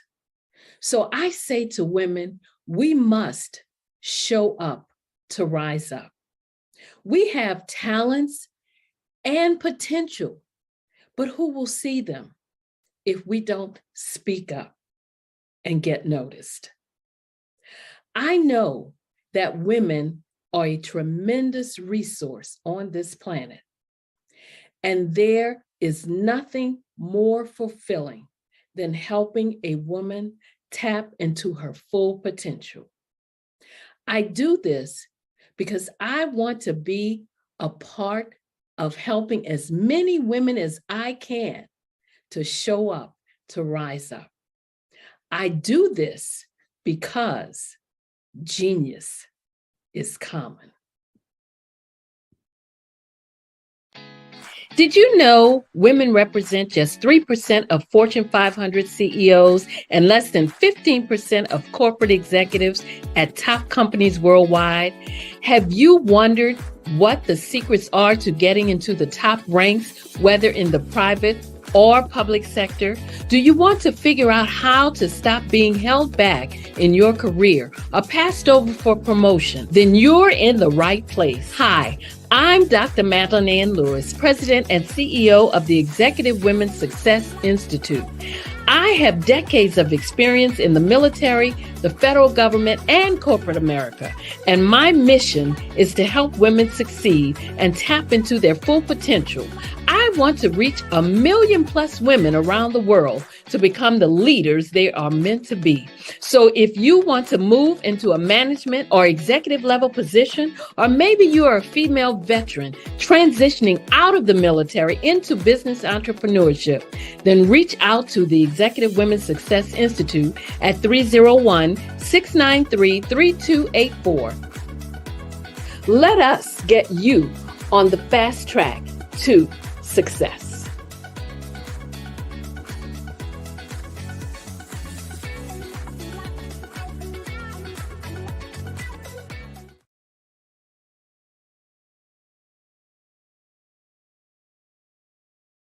Follow the Brand TV broadcast host, Grant McGaw, as he visits with top executives and entrepreneurs to find out their secrets of success with their personal brand. Follow the Brand TV broadcast host as he focuses on brand development to build better relationships, bring value to your business, relationships, and career. You will enjoy listening to each episode that is tailored to speak to you directly. If you're looking for this type of clarity in terms of building your brand, you have tuned into the right station.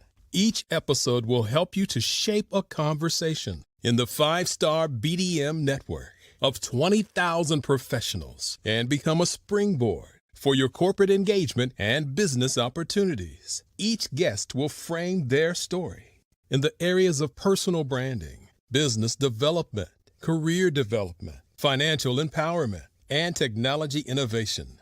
Grant McGaw explains why he is the CEO and owner of his own professional career. Grant is an accomplished business leader and entrepreneur who wants to give back to individuals to grow their personal brand strategy. Tune in as he weaves his story about new possibilities, while to you exceed expectations. If you love storytelling, this show will make for fun.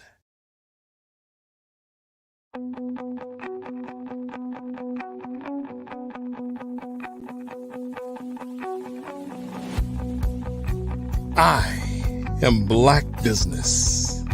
From the moment I wake until the time I sleep. Yes, I am Black Business. I am Black Business. Tell me, are you Black Business? I am Black Business. Do you support Black businesses? Listen, I support Black business because I am Black Business. Black Business Expo, one of the largest business showcases in the history of Black business in the world. The world! Sign up today at www.blackbusinessexpousa.com or call 919-308-9090. I am Black Business.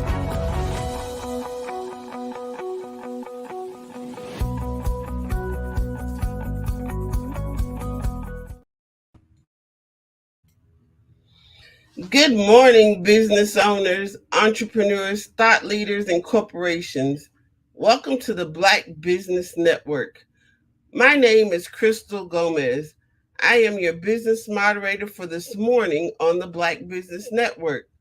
The Black Business Network is a 24-hour business network showcasing Black businesses, business owners, entrepreneurs, and thought leaders worldwide.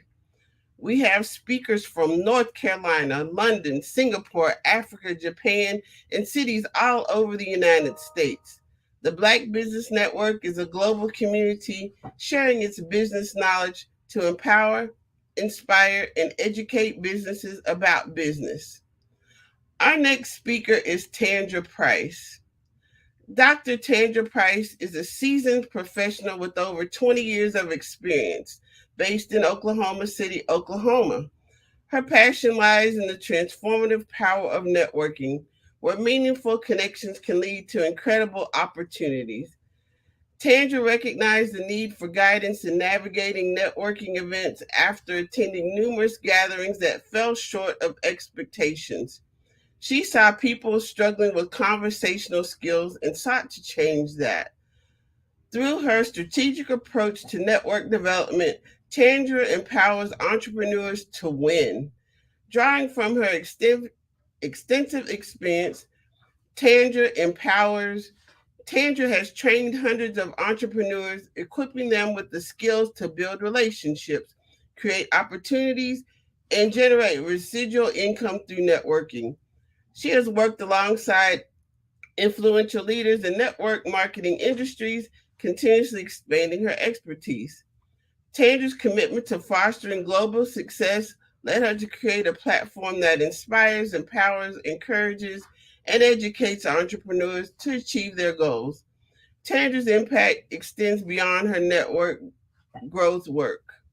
She co-hosts networking group discussions and frequently serves as a guest speaker on podcasts and at other speaking engagements, sharing her insights and expertise. Tandra Price is dedicated to empowering entrepreneurs and creating a world where everyone can achieve their full potential. I present to you Dr. Tandra Price.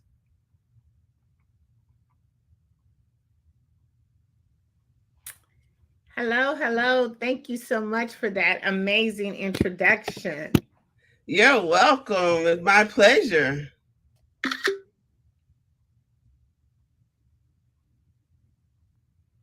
Okay, so let's just jump in real quickly.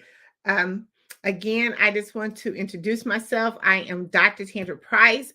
I am a renowned international speaker, accomplished two-time best-selling author. I am an expert networker, strategist, and I am the proud owner and editor-chief and publisher of a global recognized publication called Tap In Magazine. Our edition caters to women, speakers, authors, coaches, and men. We help them make it so easy and seamless for you to spread your messages and to reach a broader audience and to generate more valuable leads. Today, I'm going to be talking to you about the power of mastering the art of communication.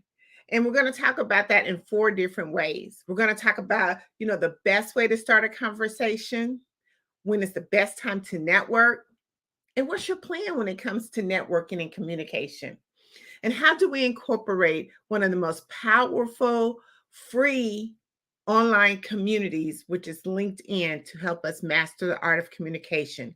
And our 5th way, we're going to talk about how do we really master communication with our visibility, and how Tapped In Magazine can help you increase your visibility and broaden your audience. So I don't know if you're aware or not, but there's approximately every 2 minutes, there is a conversation taking place. Somewhere, somehow, someone is engaging in a conversation. And a lot of times we don't really realize the fact that conversations are happening because they're really overlooked. There's something that we just automatically assume that just happens because it's always on autopilot. I mean, if you look at right now, you turn on your television, there's communication going. If you look at a lot of your social media, communication is going on. But it happens so frequently that we really don't pay attention to it. Is communication and networking together. I really like to take the form networking and convert it into communication, because anytime that we're trying to send a mass message over to a broad audience, we're really communicating. A lot of people don't really look at it that way because of the terminology from communication to networking.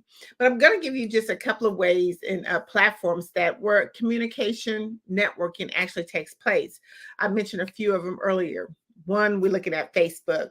We always do communication via phone, video chatting, messaging app, even team chats. A lot of corporations use team chat to kind of get, again, a mass message out to their employees or their organization. We look at Instagram. Twitter is another one. Skype, which is not often used as much, but it still exists as one of those platforms for communication. We have Google Meets, which is a lot of people use that in the different form of Zoom because they feel like Google Meet is a much more better platform. Again, we have Zoom, Slack, WhatsApp. WhatsApp is a really popular platform where a lot of communication takes place, and you can reach a broader audience because you can reach anyone in the world through WhatsApp. And of course, we have Streamline, which is one of the popular platforms that we use today here on the Black Business Olympics. But again, I want to kind of, again, as I mentioned, take communication and networking. They're really a combination together. I like to use the word communication. So throughout our conversation or throughout my presentation today, you always hear me say communication, but it's basically a form of networking. Again, it's anytime any individual shares information or insight about their area of expertise. If you are in business, or if you're selling a product, if you're trying to tell a story, or even if you're trying to meet someone, even if you post anything on social media, it is a form of communication and networking. See, because you want to ensure that your message gets sent to the right target audience. Whether you, again, are making a post, whether you're doing Facebook, there's a certain audience that looks at you, that's paying attention to you. And you want to make sure that you have a clear, concise message every time that you actually are trying to connect with someone. So let's jump in real quick, or dive in real quickly. You know, what's the best forms of communication? Well, these forms, I'm going to tell you these strategies. There's something that we do automatically. We really don't notice it. But let's just kind of take a real quick step into those. One is we're always introducing ourselves. Whether you're meeting someone in a professional setting or just a casual setting, you always are introducing yourself. Or if someone are meeting you or introducing you, it's always the first step of starting a conversation is introduction. If you're in a business setting, we always normally do that firm handshake just to give them that understanding that, you know, it's more of a business environment. A lot of times when we're introducing ourselves just on social, you know, it's more of that laugh, comfort in our own zone. But the first thing we do is starting communication is introducing ourselves. The second way, we always are asking questions. It's a way of kind of keeping the conversation engaged, keeping it going. A lot of people want immediate response. So normally when you ask the question, you're looking for that response. And when you get that response, then it kind of just reciprocates into a conversation going back and forth. Another way, which is the third way, is always asking advice or opinion. People love to ask for help. They like for you to ask for their help or their advice or their opinion on, you know, different specific matters. The fourth way is compliment, which is, I feel like it's my favorite way to go into any kind of conversation. It's just doing a compliment. You can compliment someone on their shoes, their clothes, their hair, and it gets that conversation going. It is the easiest way. The fifth way is making an observation, making observations. You know, let's pay attention to our surroundings, because when you're actually in a conversation, you can always pick different clues depending on where you're at. If you're in a social, professional, or just even at the gas station, you know, you can pick on a certain environment to start talking to someone and generating a conversation. The sixth way is humor. Everyone loves a good laugh. So you cannot help us start a conversation by breaking the ice. I look at humor as an icebreaker when it comes to conversation, because everyone is willing to get that inside laugh joke. And it just helps bring the tension down into the conversation. Storytelling is the best way to get to know who your prospects are, because they love to tell a story about a certain experience that they've done, or something they've done in their job or their corporate business. Storytelling is always a way of you defining if you can be of assistance to the person who you're actually talking to, or if you could be the best referral for them. I always show genuine interest when you're starting and when you're in a conversation or starting a conversation. A lot of times when we're trying to start a conversation and tell someone about some of these particular things that are happening, if they're not paying attention, then it kind of like shows that person that you're really not interested. And anytime that you want to have a conversation, they always say, make sure you have that eye contact. Make sure that you're looking directly into the person's face so they'll know that you're paying attention. And whether you're nodding your head or something that gives them that you are part of the conversation. And share your experience. You know, a lot of times if you have been attending an event, share your experience that you've been at that event, or share an experience of something that is a commonality relationship. And always the best way is on current topics. Like a lot of times I always talk about, let's make sure that we're increasing our personal development. So stay abreast of current topics, especially in your expertise in your industry. Make sure that you're aware of everything that's going on and that you can be of some value in a conversation by sharing some of your current topics that is going on. I get a lot of times, because they call me the networking ninja, which is something I got from my clients. They always say, Taylor, when is the best time to network? You know, when is the best time to network? And I said, the best time to network is right now. Anytime you get up in the morning and you begin to have a conversation, whether it's with your spouse or someone that you're trying to network with, anytime you are starting a conversation, you are networking. Because again, you're exchanging your message. You're delivering a message to someone that you want them to understand exactly what you're doing. And you're connecting the pieces. See, when you look at networking, you're connecting. And a different terminology, especially in computer or tech industry, they say networking, you're connecting the gadgets, the pieces, and you're doing the same thing when you're having a conversation. But the best time to network is right now, whether you're at a social gathering, a conference, an expo, professional organization, even again on all those online platforms, before and after a presentation, when you're doing a one-on-one, in between sessions, or even just in regular conversation. That's networking. That's the best time to networking. That's the best time to find out, you know, who, what, and when, and how you can help someone. But when we talk about mastering the art of communication, it comes with so many benefits. That's why it is so important to make sure that when you're networking and spreading your message, that you are very clear and concise, and that you've done all those different things we talked about earlier about starting a conversation. But just think about the benefits. You know, it brings you on different ways to enhance your negotiation. So when you're trying to actually talk to someone about your products and services, being a part of networking / communication, it helps you to enhance those negotiations, because when we're listening, we're looking at our environment, we're understanding what's going on around them. It builds trust. Because here's the thing about it. If people build trust with people who they know, like, and trust. So the more that you're talking, the more that you're communication, the more that you're helping them even share references, you are building that trust and credibility over time. It gets you into successful networking. It helps you to engage with others confidentially. You can actually now understand really what their concerns are, their issues are, and how you can really help them. It also builds a stronger connection. The more that you are networking and communication, it helps you to understand and build a long-lasting relationship with your prospects.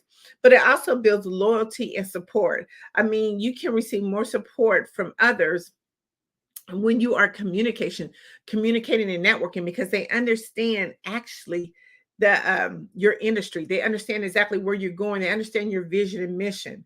See, it helps you also as a benefit increase your visibility. The more that you are networking and communication, that means the more you're out at different social events. It's helping them understand who you are. It's helping with your branding.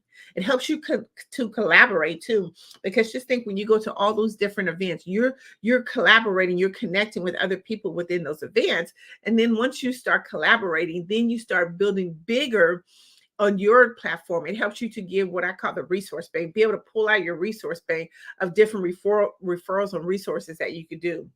Another thing that communication and networking does, the benefit of it is it's giving you access to resources. We talk about a lot of times about building professional development, but in order to sometimes to be able to get into these rooms that a lot of times we don't get opportunities to, it gives you that access to resource, because when you're talking and networking with other people, they're letting you know of different things that's going on or what's been working for them, or different networking events, or even different promotional events that you can use into your business. It helps you to be able to access that resources that you probably wouldn't be able to have access to.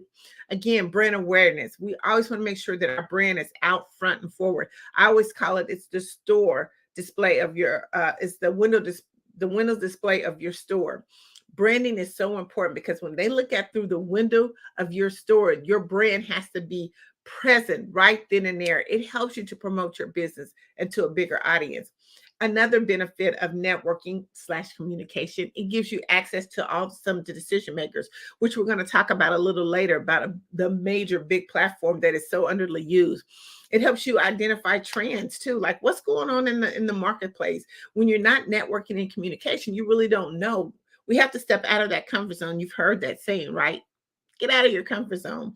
And that's really the benefit of networking and communication. And it helps you get so much business growth as well. I always tell people when we go to networking events, whether it's conferences, virtually or in person, what's the plan? See, we have to have a plan when it comes to networking. What are we doing? What's our objective when we go? I'm going to go over these real quickly for you. One, you got to set a goal. Anytime you go in networking or you're trying to give that mass message out, what is the main goal? What do you want to achieve by getting your message out? A lot of times we don't look at that. We just have a message and we're trying to get it out. But what's your overall goal? What do you want to happen when somebody actually hears your message? The second thing, when you go to a lot of different networks, let's do some research on the events of the people who's hosting the events, how long the event's been around, because the most important thing is time. And we want to make sure that we're maximize our time to the fullest. And the only way that we can do that is making sure that we're in the right places at the right time with the right people. So make sure that you are doing a research on your event. Prepare your introduction. People do not like to be sold at networking events. It's all about relationship building. So when you're actually trying to prepare or plan to introduce yourself, make sure that you're doing it in a way that does not seem salesy.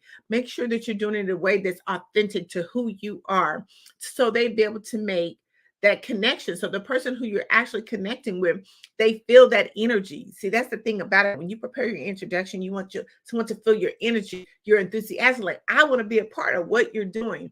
So make sure that you prepare. Preparation is the key. Bring all your essential materials. Make sure that you have your cell phone charged. If it's your iPad, whatever it is, make sure that you have the essential tools that you need, because it's nothing worse than going to an event and you're not properly prepared. Making sure that your phone goes down, or that all your social media contacts, everything. That's the next thing. Let's make sure that all of our digital presence are updated. Because one thing, when you go to networking, just think you only have that 60 seconds, not even 60 seconds, 10 or 15 seconds to make that first impression. If they go to your site and it's aesthetically pleasing, they're not going to want to do business with you. Make sure that your website looks good. I mean, all the function, all the buttons that's working. Make sure that all your contact information is up to date, because no one is going to be searching or looking for you. Once you make that initial contact, that is the most important thing. So make sure that all your stuff is updated. And another thing, when you're actually doing networking, make sure that you're active listening, because what happens is if you're not actually listening or doing active listening, when you go back for that follow-up process, you can use some of those key methods or those key things that person said that's going to help you generate and connect even better Make sure that you at least go to an event, no matter virtually, in person, that you're connecting with 5 people. Even if you go out and about on your daily plan, make sure that you connect with 5 people.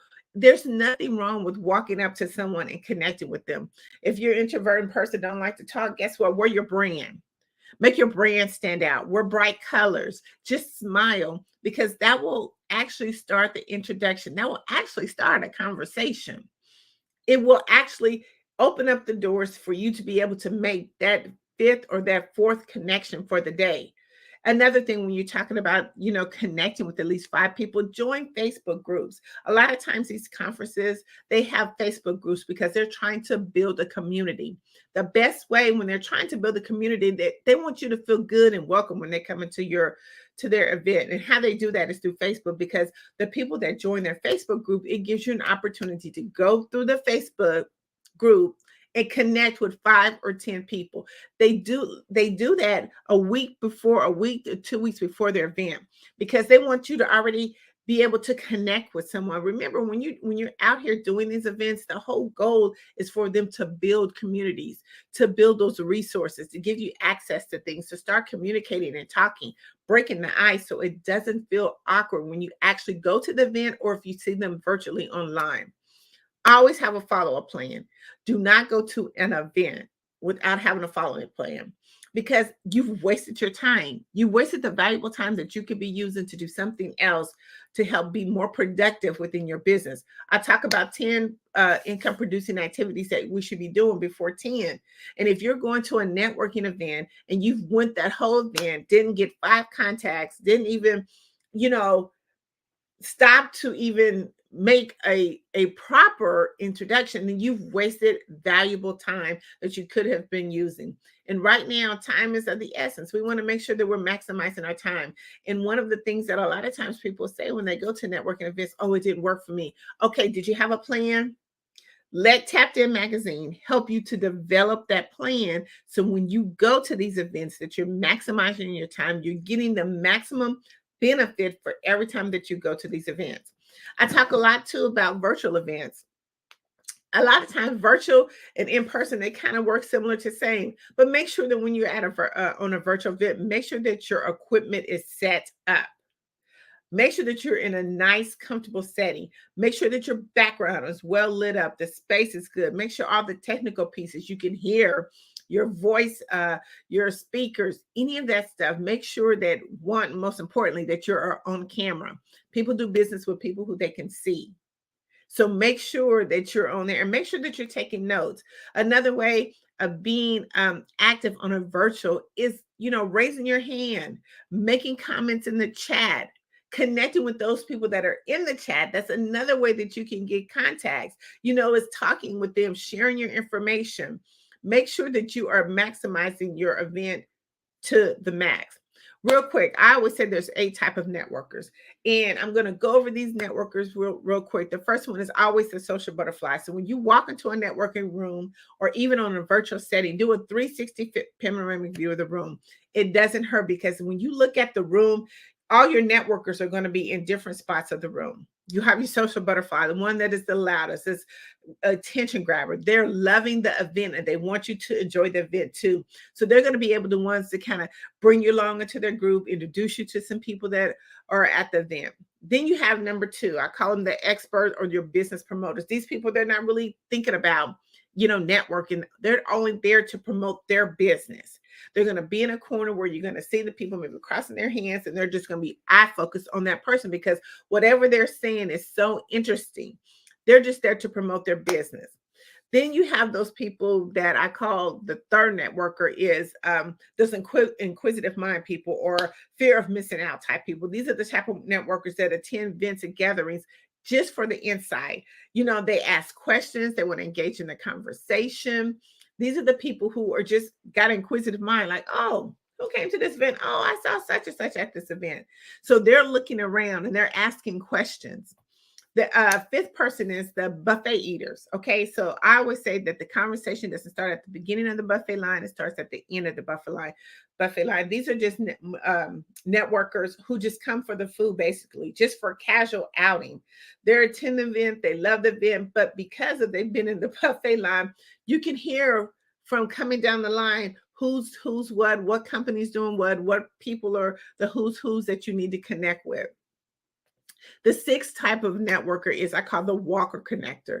This is a type of networker that focus on just building relationships and connecting with people. They're proactively seeking out opportunities to introduce other individuals. They're looking to build their referral base, their database. So when their clients come to them, they're that one-stop shop. See, they're the people that, you know what, here's a referral, here's this type of person to meet with. It's like almost going into a networking event and you say, hey, I hate networking and I don't want to go by myself. Well, if you get connected with the walker connector, it's like you two are both working the room. Then you have the digital networkers. These are people that they're not going to do anything with you except on digital. If you're not on the digital space, in some of those different platforms, they're not going to network with you. This is how they utilize these online platforms. They want to make sure that the best way for fast, effective networking is digital marketing. And so they're going to be that digital networker that's going to do everything on digital. So if you want to talk to them, make sure that your stuff is together, because they're going to be saying, okay, Instagram, Twitter, WhatsApp, TikTok, all of that stuff. That's how you're going to be able to better connect with them. And then I like the last one, which is our goal strategist. These people have a goal in mind. They're coming there for a certain reason. They're going to be able to maximize their time when they get there. See, they're not playing around. They're on a mission. They're on a goal. They're trying to make sure that when I talked about going to a networking event and you make sure that you're maximizing their time, they're going to get the 5 people. They're not going to just be leaving business cards. See, one of the things that we have so handy dandy to us in our phone is, we have that QR code that you can scan to get your information right off the bat. So that's why you want to make sure that you have all your information together. But they're on a goal because, see, they're trying to build their business and they know exactly who they want to talk to, where they want to talk to, because they've done the research on who the people are in the network. They've looked at the Facebook group. So these people, these networkers, they have a strategic goal that they're looking for. So you can't mess with them. So you got to think about, when you go to a networking event, what type of networker are you and where do you want to be at in the room to get the best value, maximize your time. I want to talk about, our fourth one of how to master the art of communication is, how does LinkedIn help you with communication? I don't know if you realize, but LinkedIn has over 810 million users. Over 810 million users. Did I mention it was a free platform? It is a free platform. This platform is so underused because we think a lot of the other social media platforms, but this platform, I love it because this is where your decision makers are. This is where people who are actually looking to do business with you. But how do we do it? We have to start the communication. We have to make sure that our communication is clear, concise, and memorable. See, we do a LinkedIn bootcamp, and we help you to mastermize your LinkedIn profile. But we take it a step further because we go through a whole 6 weeks worth of intense communication on your LinkedIn profile, and you'll be amazed of what your LinkedIn account can do for you, free or if you have the paid version. But the very first thing is I talked earlier about is that your business is your storefront. It's like your window display. So when they open up the door of your business, you want to make sure that you have everything intact. And that's how LinkedIn can help you. So let's dive into some real quick ways of how do I really mastermize this. And again, we'll be talking about this in our 6-week LinkedIn bootcamp, but we also do a weekly, how do I leverage and maximize my LinkedIn profile? And I'll give you both of those links if you're interested in wanting to use this over 810 million user platform. But the very first thing you need to have, just make sure that you have a professional picture.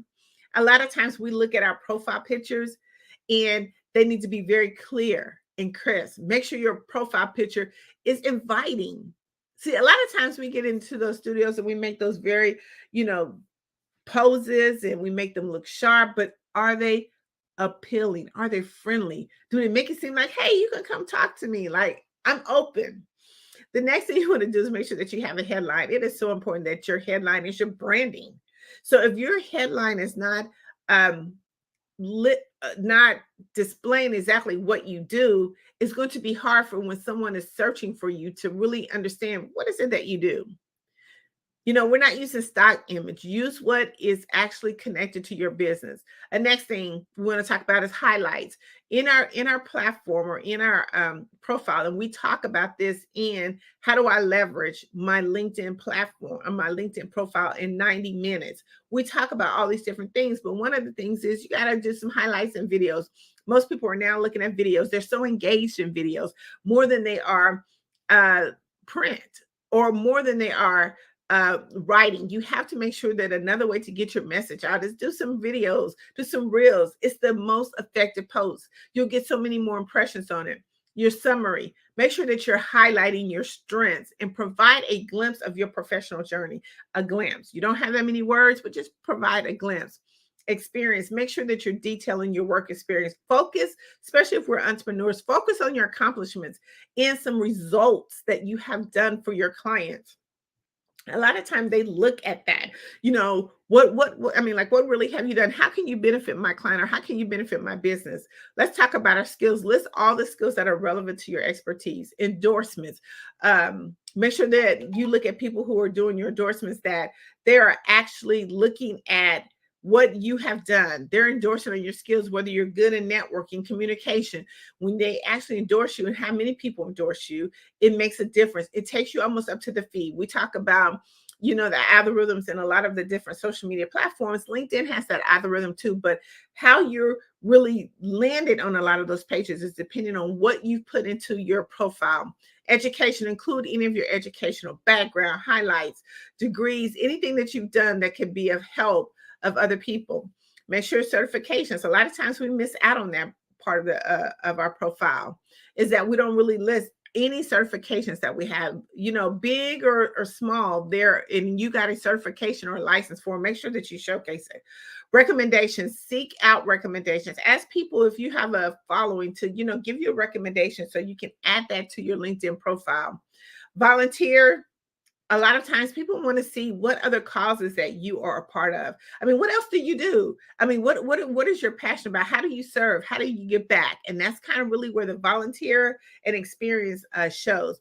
Media attachment. Make sure that you're putting your media information on there, because a lot of times, you know, we want to see what you've done. Like if you've been in publications, magazines, like Tapped In magazine, but magazines, newsletters, articles. How many people have, you know, wanted to have you showcased into their platform? What about conferences, things of that nature, anthology books? Put any type of media contact information there, and then make sure that you're actually engaged with your network. Make sure that you're actually participating, maybe like in LinkedIn groups and things of that nature. Put how they can connect with you. Show how you communicate, because see, our SEOs, our search engine optimization, helps it so much when it comes to people trying to find us. But see, once we can master that profile, because see, that's the start of the communication.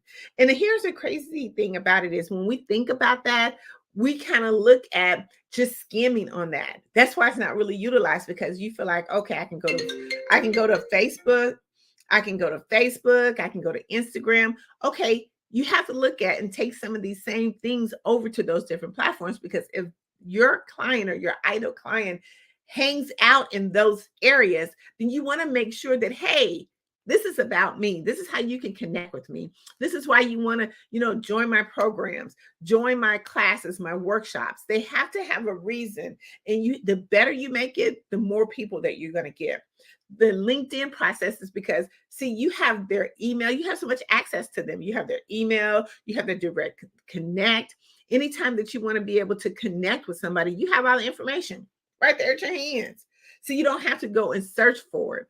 So we want to make sure that we utilize that. Join us on our it's 90-minute mastering how do you level your LinkedIn profile. We'll walk you through the steps. We'll show you exactly how that. And then you can jump on over to our bootcamp, which we go into such great detail. We have had so many clients who didn't realize their the power of their LinkedIn profile. We took them from having 500 followers to now they have over 3,500 followers and growing because we've showed them different techniques of how to do it.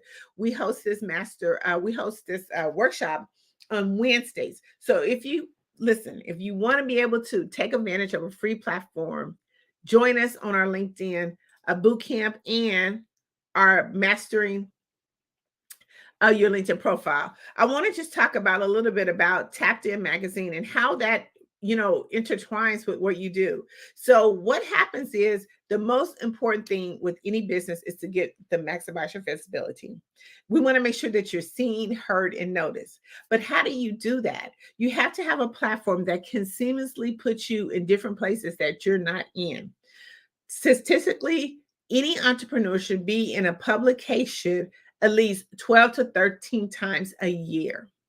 Now, and the reason why that is because you are always actively doing something with your business. Your business is growing. So your business ain't the same as it was yesterday. See, it's new today. But you want to make sure that people understand that. You want to make sure that when people click on your information, that they know who you are. I always like to use like the Walmart or the Target ad. I can tell you right now, even since Black Friday, I have had so many text messages about different special offers. So anytime I open up my phone or looked at my Facebook, boom, it's right there. And see, that's how you want to be as well. You want them to be able to see whenever they click on your link. See, because once they click on your link, you got them. But when you get them, you got to keep getting them. You got to keep talking about your programs. You got to keep showing up in their feeds, on their text messages. You have to keep showing up in different spaces that people don't even realize that you do. Even like now, the national television, we have to keep showing up. But we have to have a strategic way of making sure that we stay visible. See, with the Tapped In Magazine, we give you that strategic way to help stay in you getting credibility. We help you enhance your audience. We help you to enhance your business. We help you to grow. One of the things that we look at is we want to make sure that we give you the exposure that you need. We want to make sure that when we put your article into our publication, that it's a clear, concise message. What are we talking about today? What is going to get that readership to really want to go at the bottom and click on your link? See, Tapped In Magazine helps you with that. We help you filter through all the things that you need. It's not just a story. See, it becomes a statement. See, when you actually go into a client and you hand them a publication with your picture on the front, it's no longer a magazine. See, it becomes a statement. It becomes that conversation piece. It becomes you're mastering the art of communication because see, not only are you getting that message to them, but see, that message is going broad. See, they'll look at it and they'll be like, wow. Okay. See, they've taken the time to strategically increase their visibility. See, another thing that with all the mastering of art of communication, you got to get your voice amplified. How do you amplify your voice? Like, how do you scream out loud without really screaming out loud? How do you do that? See, Tapped In Magazine helps you do that. One of the things that everybody wants to do is have that global audience. How do you get into a global audience? A lot of times we go into stages and we talk internationally, but there's much more to a global audience. How do you actually be able to be like on their platforms, on their newsstands, in their feeds? See, we make sure that by our global reach, especially being in the UK, it gives us access to those people who we're trying to connect with. We talked about when is the best time to network. Right now. So when we look at Tapped In Magazine, we look at taking you every space that we go, like we're going to the Super Bowl. So when Tapped In Magazine goes to the Super Bowl and we make everything aesthetically pleasing for our clients, people click on the message and they're like, oh my God, you have X, Y, and Z. But see, here's the unique thing about how we help you to amplify your voice is that when you come into our publication, everybody gets on the front cover. Let me say that again. Tapped In Magazine, everybody gets on the front cover. We normally take up to 15 people per publication, but every person gets on the cover of that. Let me tell you why that's so important. See, we wanted to be unique. We wanted to change the networking space. We wanted to make sure that everybody's voice get heard multiple times. And how do you do that? By being on the front cover. Because see, the more times that you're on the front cover of Tapped In magazine, the more people from the other networks are going to be looking at you. So they're going to be looking at you.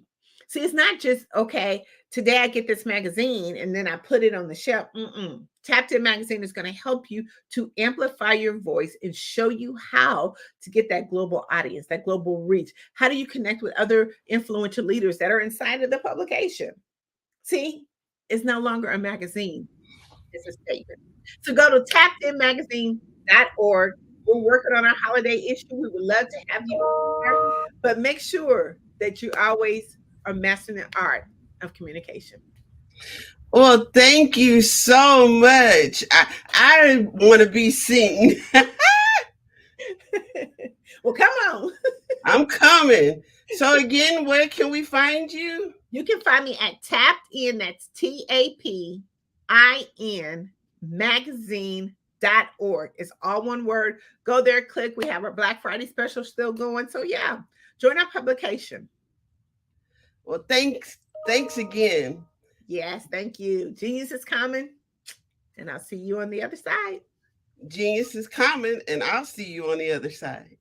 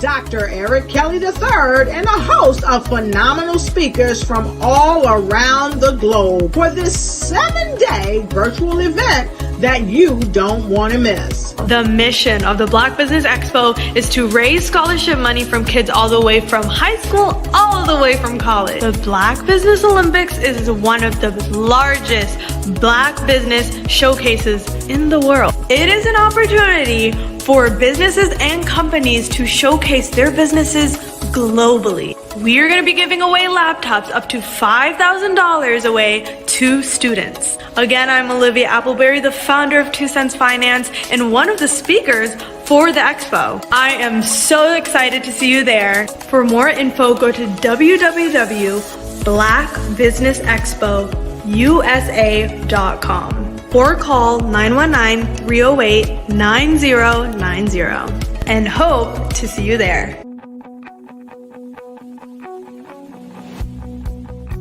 I am Black Business. From the moment I wake until the time I sleep. Yes, I am Black Business. I am Black Business. Tell me, are you Black Business? I am Black Business. Do you support Black businesses? Listen, I support Black business because I am Black Business. Black Business Expo, one of the largest business showcases in the history of Black business in the world. The world. Sign up today at www.blackbusinessexpousa.com or call 919-308-9090. I am Black Business. I am Black Business. From the moment I wake until the time I sleep, I am Black Business. I am Black Business. Are you Black Business? I am Black Business. Do you support Black businesses? I support Black business because I am Black business. Black Business Expo, one of the largest business showcases in the history of Black America in North Carolina. Sign up today at www.blackbusinessexpousa.com or call 919-380-9090. I am Black Business. I am Black Business. From the moment I wake until the time I sleep, I am Black Business. I am Black Business. Are you Black Business? I am Black Business. Do you support Black businesses? I support Black business because I am Black Business. Black Business Expo, one of the largest business showcases in the history of Black America in North Carolina.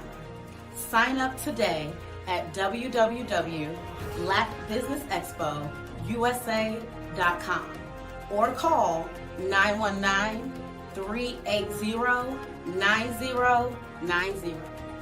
I am Black Business. I am Black Business.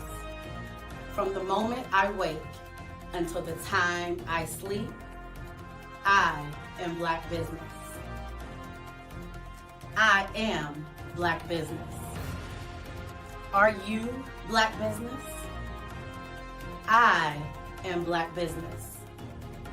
Do you support Black businesses? I support Black business because I am Black Business. Black Business Expo, one of the largest business showcases in the history of Black America in North Carolina. Sign up today at www.blackbusinessexpousa.com or call 919-380-9090. I am Black Business. I am Black Business. Are you a forward-thinking entrepreneur or business owner? The world is changing faster than ever, and it's time to pivot and adapt to the future. Hello LLC is here to help you do just that. Hello stands for helping enterprises leverage leading-edge optimizations. Our innovative solutions can streamline operations, reduce overhead costs, and give you a competitive edge in a market projected to reach $5 trillion by 2030. By pivoting to the metaverse, businesses can tap into a rapidly growing market that is projected to be a significant part of daily life for 25% of Americans by 2026. As a full digital metaverse agency, the Hello LLC can help you create custom solutions to streamline operations, increase productivity, reduce costs, and drive brand recognition. Why should you pivot to the metaverse with the Hello LLC? By leveraging cutting-edge technology, you can provide immersive experiences for your customers, expand your global reach, and unlock new revenue streams. Contact us today to make the pivot.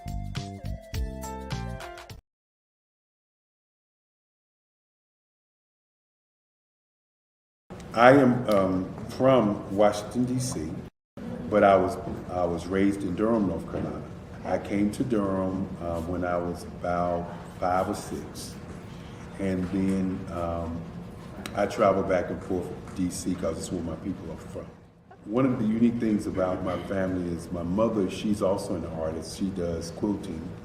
And she does a lot of artistic things. And then my son, he draws with both hands, his right hand and his left hand like I do. So that's kind of a family trait. And then my other son, he's a videographer. And my daughter, she works, she's a regional vice president for Sunglass Lab. When you start out drawing and sketching, you want to continue to explore, you know, each avenue. I do pastels, I do pen and ink, I do painting, I do acrylics. I haven't done oils yet, but I try to do all facets of art. What I say to a lot of times to people is, you know, you can't put yourself in a box when you're an artist. You have to explore. And over the course of my life, I've tried to explore different mediums. I also do sculpture as well. I choose my subjects by the intensity that they have in their faces or the intensity that somebody is moving, because I do more than portrait drawings. I also do I do abstract, and then I do figurative drawing also. Well, what happened in this particular show is that I started out trying to come up with something that would be a little bit different than what everybody else is doing. So I was working on a Barack Obama show, and they wanted me to do some paintings of Barack. And so what I did was, because of the deadlines, I kind of did it kind of fast. And then I realized when I was doing it fast, I enjoyed it. And so then I started doing other pieces the same way, and I started to enjoy those pieces also. And so I came up with this particular style, and it's a style of lines and colors. And what's interesting is that when I was in college, I did a show called Lines, Colors, and I talked about the boldness of the blacks, the hotness of the whites, and this is how this has come about, later on in my life. And the colors comes from a lot of the entertainers that I work with, where they wear different colors. They don't wear, your plain reds or your whites. They wear different colors, and so that's also another piece of what's giving me the colors. The subtitle of this show is Faces That Speak Life. That's real critical. Faces that speak life. Each one of these pieces is a life source and a life energy that's being put on display for people that are looking at them. I always say in terms of my art, it's not important that I draw them. It's important what you get out of what I draw. I don't try to just draw it because you like it. People wanted me to do prints. I didn't do prints. People asked me to do different people, but the people that I choose are people that make a difference in the lives of people in the world. So the human landscape idea was, again, as I say, the lines represent your emotions, it represents your ideas, and it represents your journey as a human being. And that's why you get the different pieces and the different looks. And as you notice, I try not to do one look that looks alike another look. And that's what's the most important part of this show. Hello, I am Dr. Eric Kelly III, the visionary strategist and founder of the Black Business Olympics. I invite you to showcase your Black-owned businesses on the Black Business Network global stage. The Black Business Olympics is a global Black Business Network platform that propels Black-owned businesses into the international spotlight.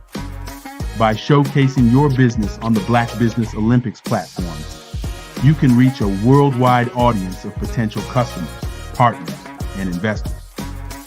You can also establish yourself as a thought leader and expert in your field, attract lucrative partnerships, and more speaking engagements. In addition, the Black Business Olympics platform provides a valuable opportunity to connect and collaborate with like-minded entrepreneurs and business professionals from around the world. This can lead to new business opportunities, ideas, and relationships. Finally, by sharing your story and expertise on the Black Business Olympics platform, you can inspire and empower others. This is a powerful way to make a positive impact on the world and leave a lasting legacy. If you are a Black-owned business owner, I encourage you to seize the opportunity to showcase your business on the Black Business Olympics platform.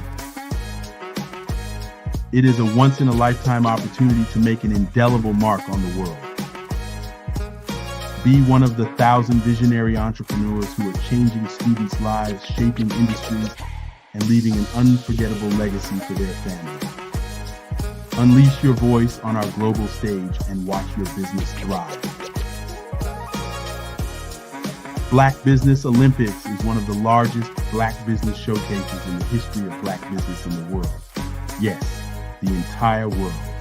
Just give me a call today at 919-308-9090.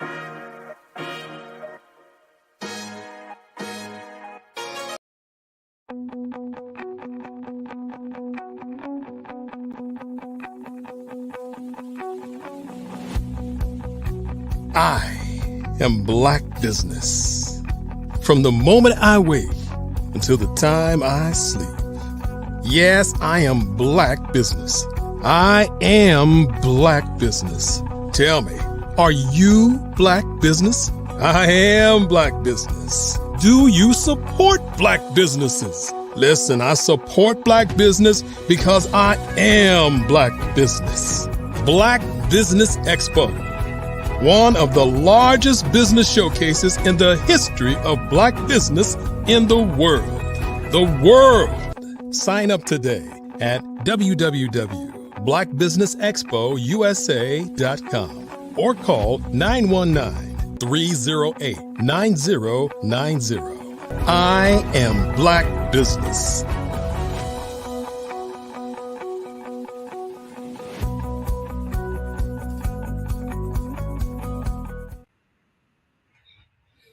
Good morning, business owners, entrepreneurs, thought leaders, and corporations. Welcome to the Black Business Network. My name is Crystal Gomez. I am your business moderator for this morning on the Black Business Network.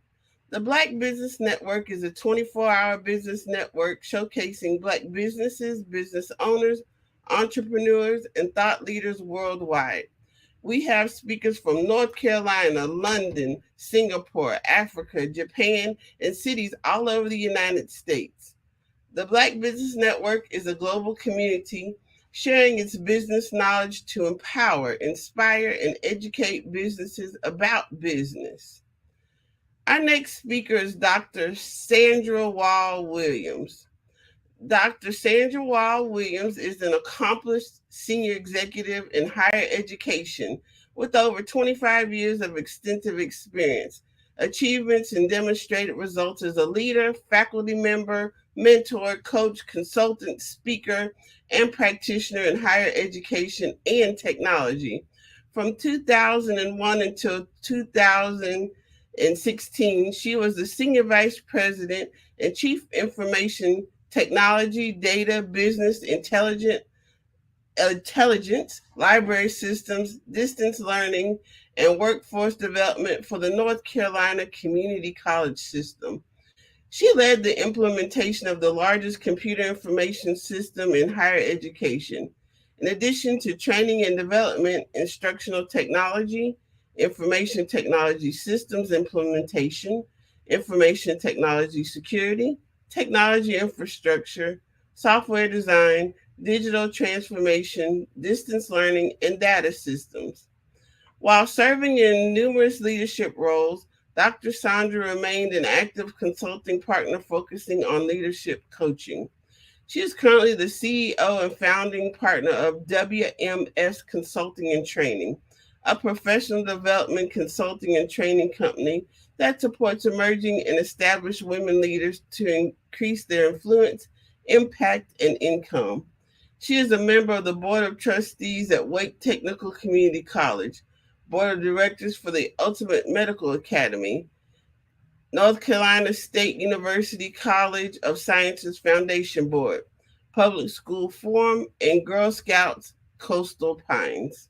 She is a member of the steering committee for Wake Invest in Women, a published researcher and author in her professional field of technology and adult education. She has written 3 books, co-authored 6 books, and numerous articles and book chapters. I present to you Dr. Sandra Wall Williams. Good morning. Good morning.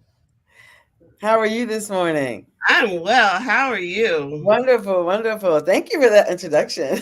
Oh, you're quite welcome. I can't wait to hear what you have to share with us. Oh, I'm excited. Thank you. Well, thank you everyone for joining me this morning. I am so excited to be with you this morning. Thank you, Crystal, again for that wonderful introduction. And of course, we want to thank our visionary founder and strategist, Dr. Eric Kelly, for this opportunity to come to you this morning and talk to you about a subject that over my years of leadership, and I'll talk about that as I talk go through this subject with you today that I found that a lot of people, especially women, have a problem with. Okay, a lot of people, especially women, have a problem with. And I'll tell you what it is in just a second. But I want to back up to tell you how I got to the point of being able to work with women in leadership. As Ms. Gomez said, I was formerly the Senior Vice President and Chief Technology Officer for the North Carolina Community College System. So everything that had to do with technology was my responsibility. More importantly than that, I was and still am a C-level leader. And C is for chief, right? Like chief information, chief technology, chief executive. That's what we mean when we say C-level leader. So when you're at that level of leadership, you're not only helping or doing things for yourself and helping the company, but you're also helping other people. And you're also learning the obstacles and things that people go through either at work or at home. And so one of the things that's very important when you get to a certain level of leadership is not only that you see these things happening, but you also determine what are some processes that can help people as they go through obstacles at work, at home, and that sort of thing. So that's what we're going to talk about today. I'm going to give you some specific instructions on how to overcome obstacles in your life, your career, or your business. Now, if you already don't have your pencil and paper or whatever you're taking notes with, I would advise you to go get it now. I'll give you a minute to go get it so that you can take some notes, because I guarantee you're going to want to write this process down. You're going to want to write this process down so that you can apply it to what it is that you may be experiencing at this time. Now, while I was at the North Carolina Community College System, one of the things that I saw was, especially for women, was that women did not have we had leadership opportunities, but in terms of leadership training and that one-on-one mentorship and those kind of things that help women to become better leaders and help us get to that next level, that was missing. That was missing. And because of my position at the time, it was just difficult for me to be able to actually develop that kind of program, especially across 58 colleges.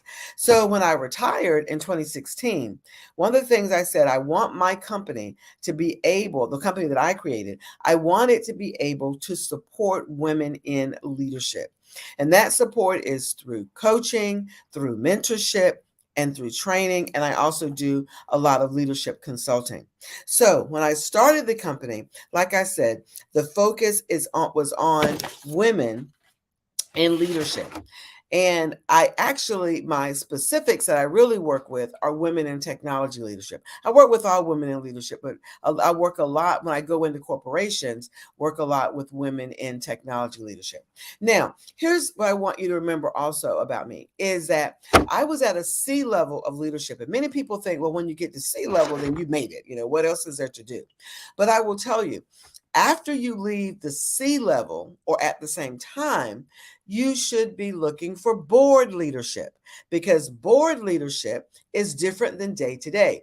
And I'm not talking about your nonprofit boards are great. Get on them, okay, because they give you experience.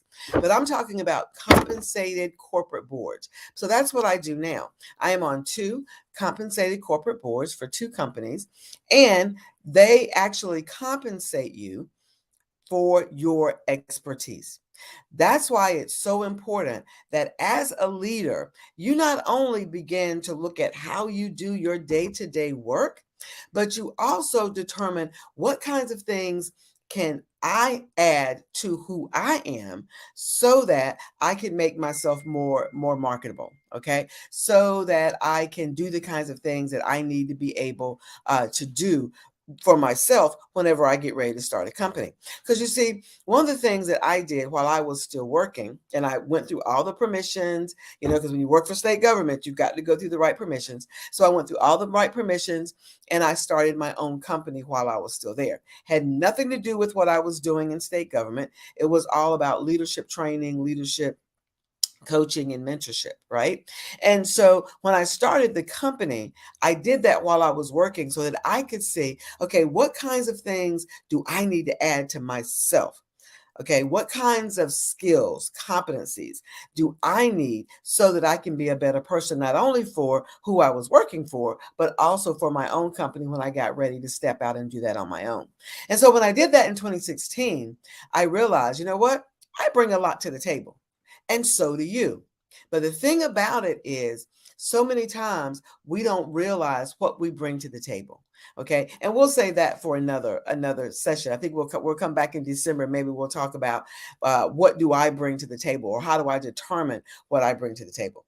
Today, what I want to teach you, hopefully by now you have your pencil and your paper. Today, what I want to teach you is how to overcome obstacles.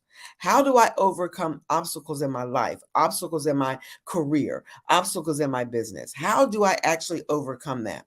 So as you go into the new year, and we're like what? 31 days out now, because today's the last day of the month. So as you go into the new year, you want to already have this process in place, because obstacles are going to come, right? You're going to have obstacles that are in your life, in your business, in your career. You're going to have these, but you need to know how to handle them. So we're going to do 4 things today. You're going to do one of them. I'm going to do 3. How's that?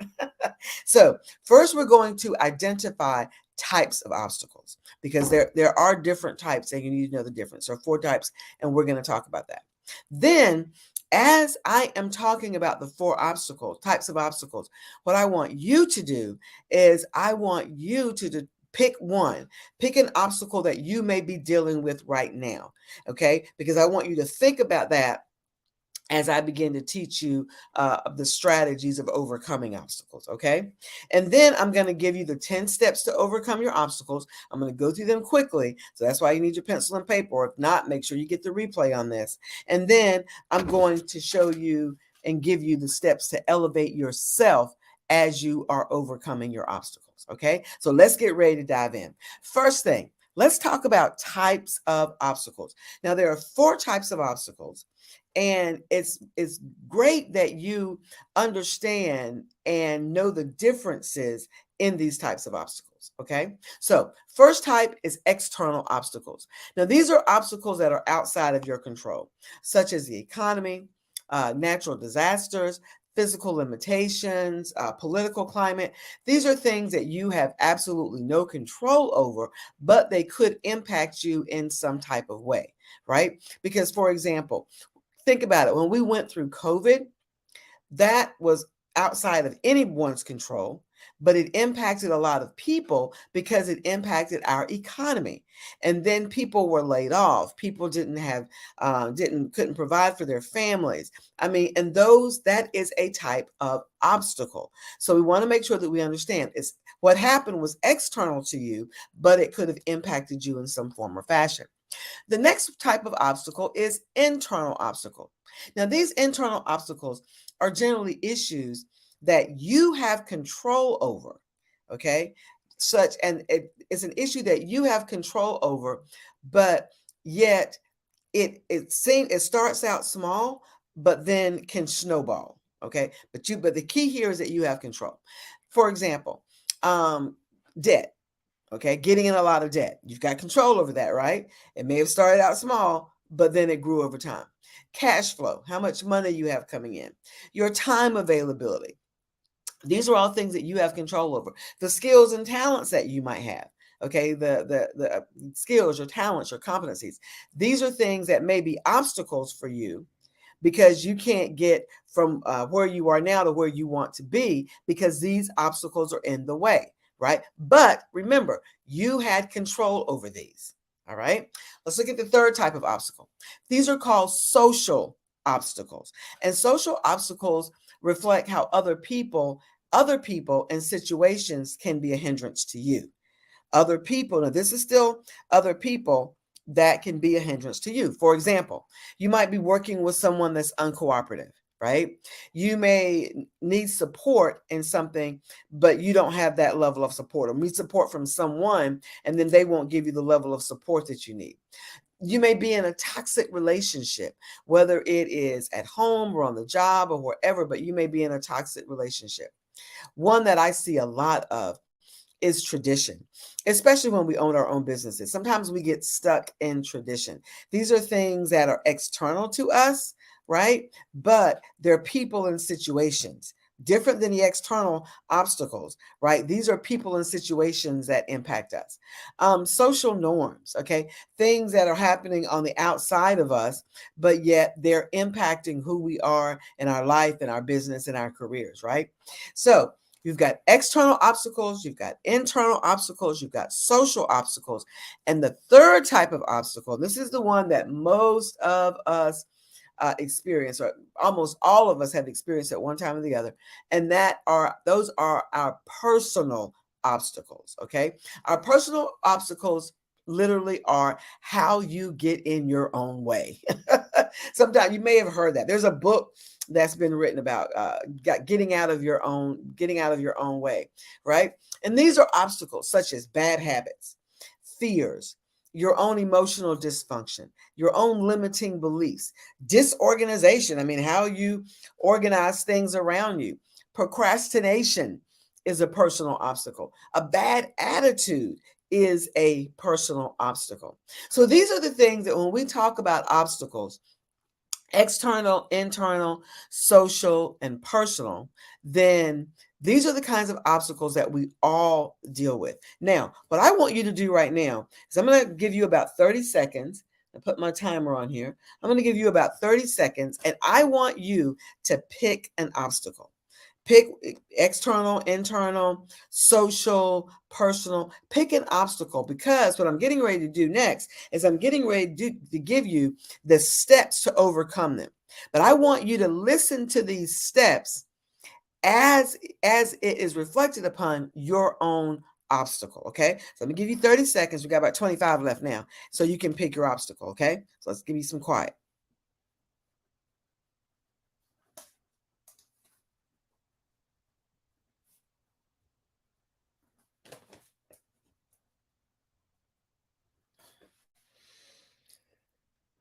Okay, we got about 10 more seconds.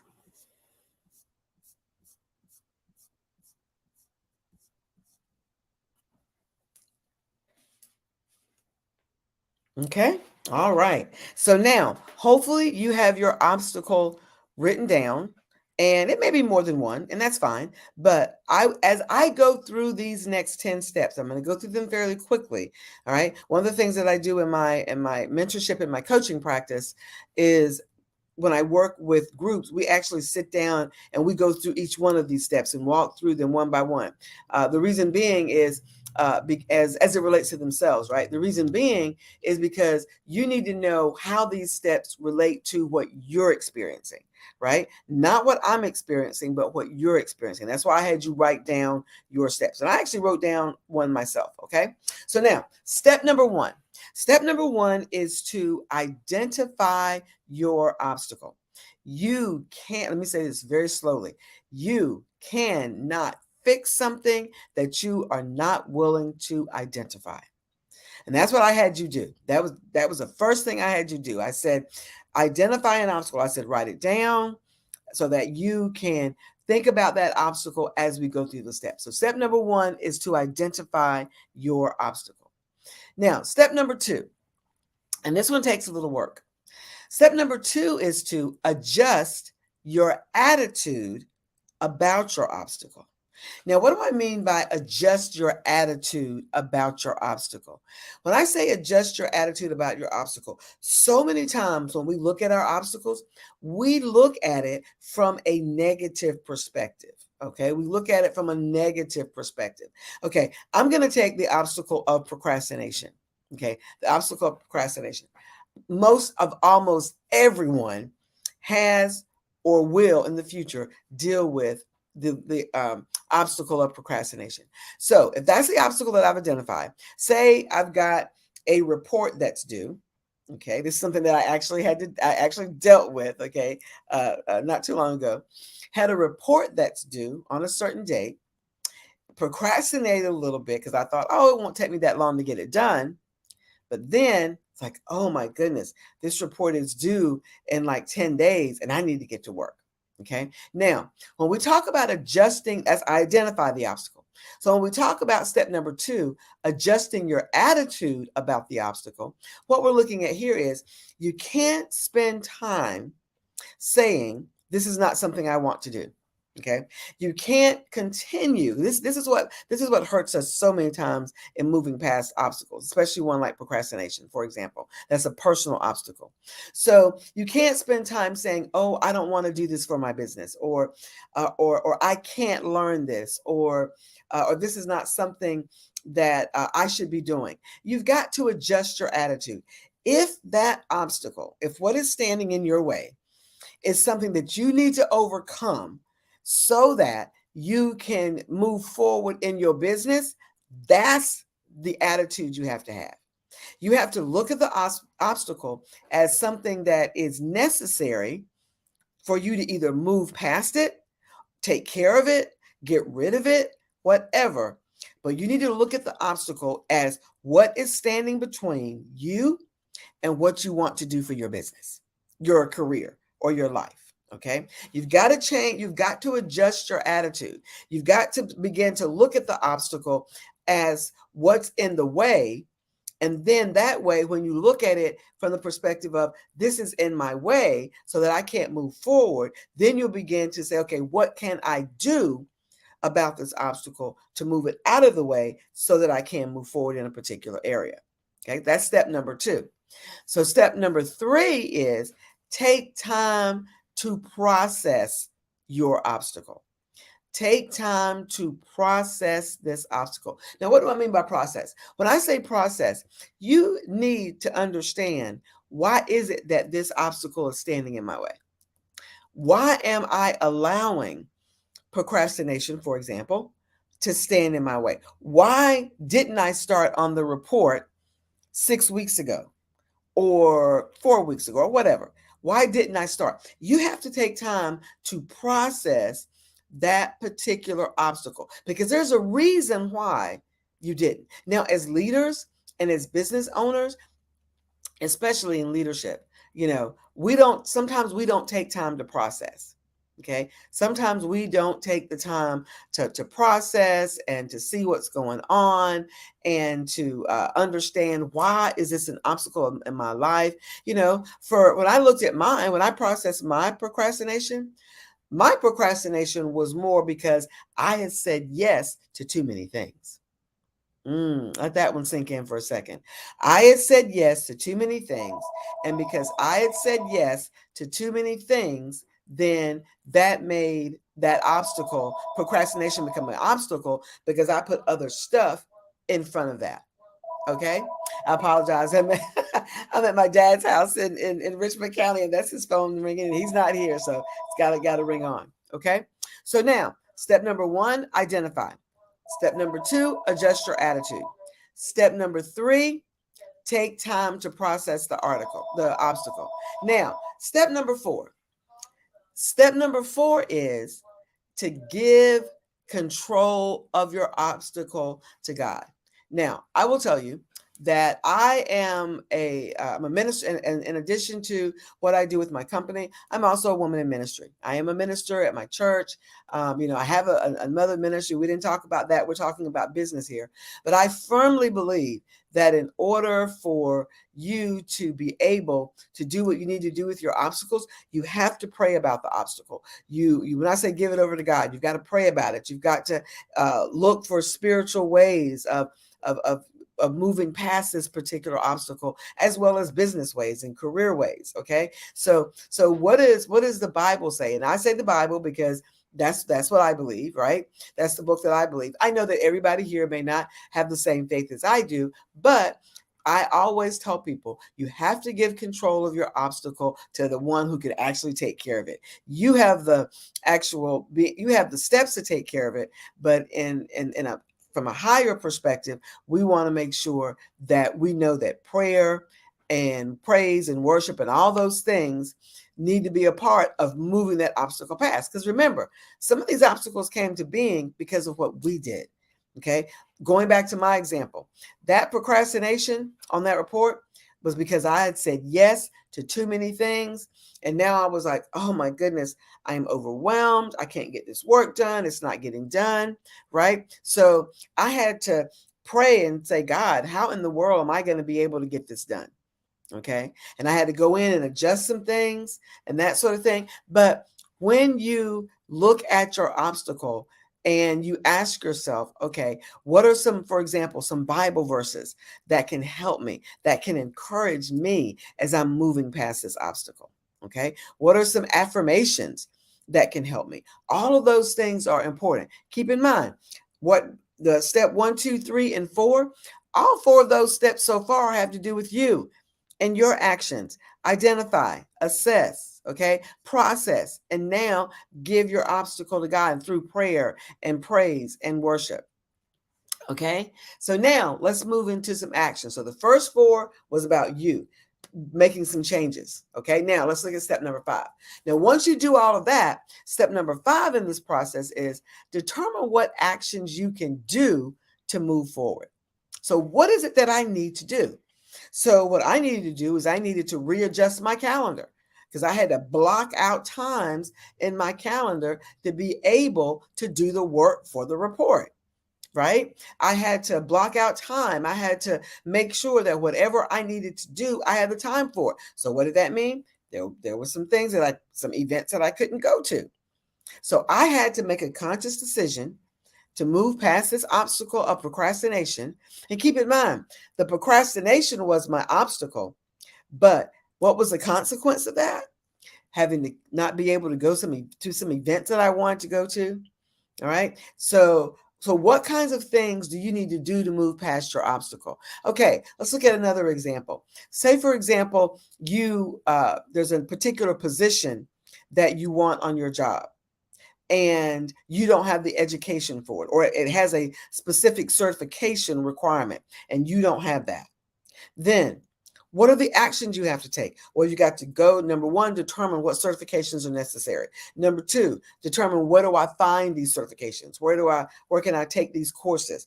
How am I going to get the money to pay for these courses? How am I going to put those courses into my time, okay, into my calendar to do them? And then when am I going to do them? When am I going to finish? Because see, all those are actions that you have to take to get to that next level job. If that next level job is saying that you have to have those certifications to be able to move up. Okay, let's think about our business, right? For those of you that are business owners, when we want to make more money in our business, right? We may add more product, or we may change our branding, or we may expand our customer base. Whatever it is you need to do, you need to be intentional and pay specific attention to what actions you need to take to move forward. Now, here's the thing with this one. This particular step, determining the actions you need to take to move forward, you may not know all of that. This is when you may have to go out and hire a coach or hire a mentor in that particular area, or hire a consultant that can help you to break down what those actions are, or determine what those actions are. Because in step number 6, what we do is, once we know what actions that you need to move forward past that obstacle, then in step number 6, we're going to break down those actions into small goals, because some of your actions can be huge. Okay, if you've got to go back to school, for example, like using that example, if you have to be able to go back to school, then that's huge. That could change everything in your household. Okay, especially if you're trying to run a business and go to school and take care of your family. All of that could change so many things. So in step number 6, you have to break those actions down into small goals. Okay, so what am I going to do this week to help me move past this obstacle so that I can begin to take action and move to my next level, or whatever you're trying to get to? Okay, for me, what was I going to do with the 4 weeks that I had left? Okay, at the time I had left, what am I going to do to get this report done and get it in on time? Okay, so this is so important, breaking it down. Again, this is something where you may need professional help. I tell my clients all the time is that there are some things about moving forward and moving past obstacles that you can't do by yourself. It's hard to do by yourself. You will need some support and some help. And that's where there are people, the businesses that you hear on the Black Business Olympics, through the Black Business Network. I'm sure there are coaches and mentors like myself or other people that can help walk you through that process. Reach out for help. I cannot tell you how important it is that if you're going to move past obstacles, to grow your business, to move up in your career, to move past things in your life, you're going to have some professional support to get that done. Okay, so let's review the steps really quickly. Step 1 was identify your obstacle. Step number 2, adjust your attitude. Step number 3, take time to process. Step number 4, because of my beliefs, give God control of your obstacle. Step number 5, determine what actions you need to take. And then step number 6, break those actions down into small goals. Okay, so now those were the things that we need to do. Now let's get back to you, because now you've identified what you need to do. You have broken them down in small goals. Now, here's the key. You have to move forward with commitment and intentionality. Okay. If you're not committed to the goals that you did in step number 6, then you're not going to be able to move forward. Okay. Because for you, it's just going to be something on a sheet of paper, something that looked good at the beginning of the year, but not something that you're not committed to doing the work. Let me tell you, moving past obstacles is hard work. Okay. Moving past obstacles is hard work. That's one of the reasons why my company is named WMS. She said WMS Training and Consulting. There's a reason for that, because WMS stands for Work Makes Success. Okay, work makes success. And to be able to do that work, you must move forward with commitment. Okay, you have to be committed to what it is that you wrote down, the small goals that you have every week. If you say today is the 30th, right? So if you say today, these are the 2 things that I'm going to be committed to move past this obstacle so I can take my business to the next level. Okay. You may want to, I'll give you an example of something that just happened this morning. So I had someone reach out to me this morning. They'd been laid off from their job. And this young man reached out to me and asked me to be able to, if I knew of something or could help him, something like that. Right now, thinking about what he did before he even reached out to me, he probably was committed to writing down the names of people that he thought could help him or support him, what he needed from them, and then reach out. Okay. That's a small goal towards overcoming a big obstacle.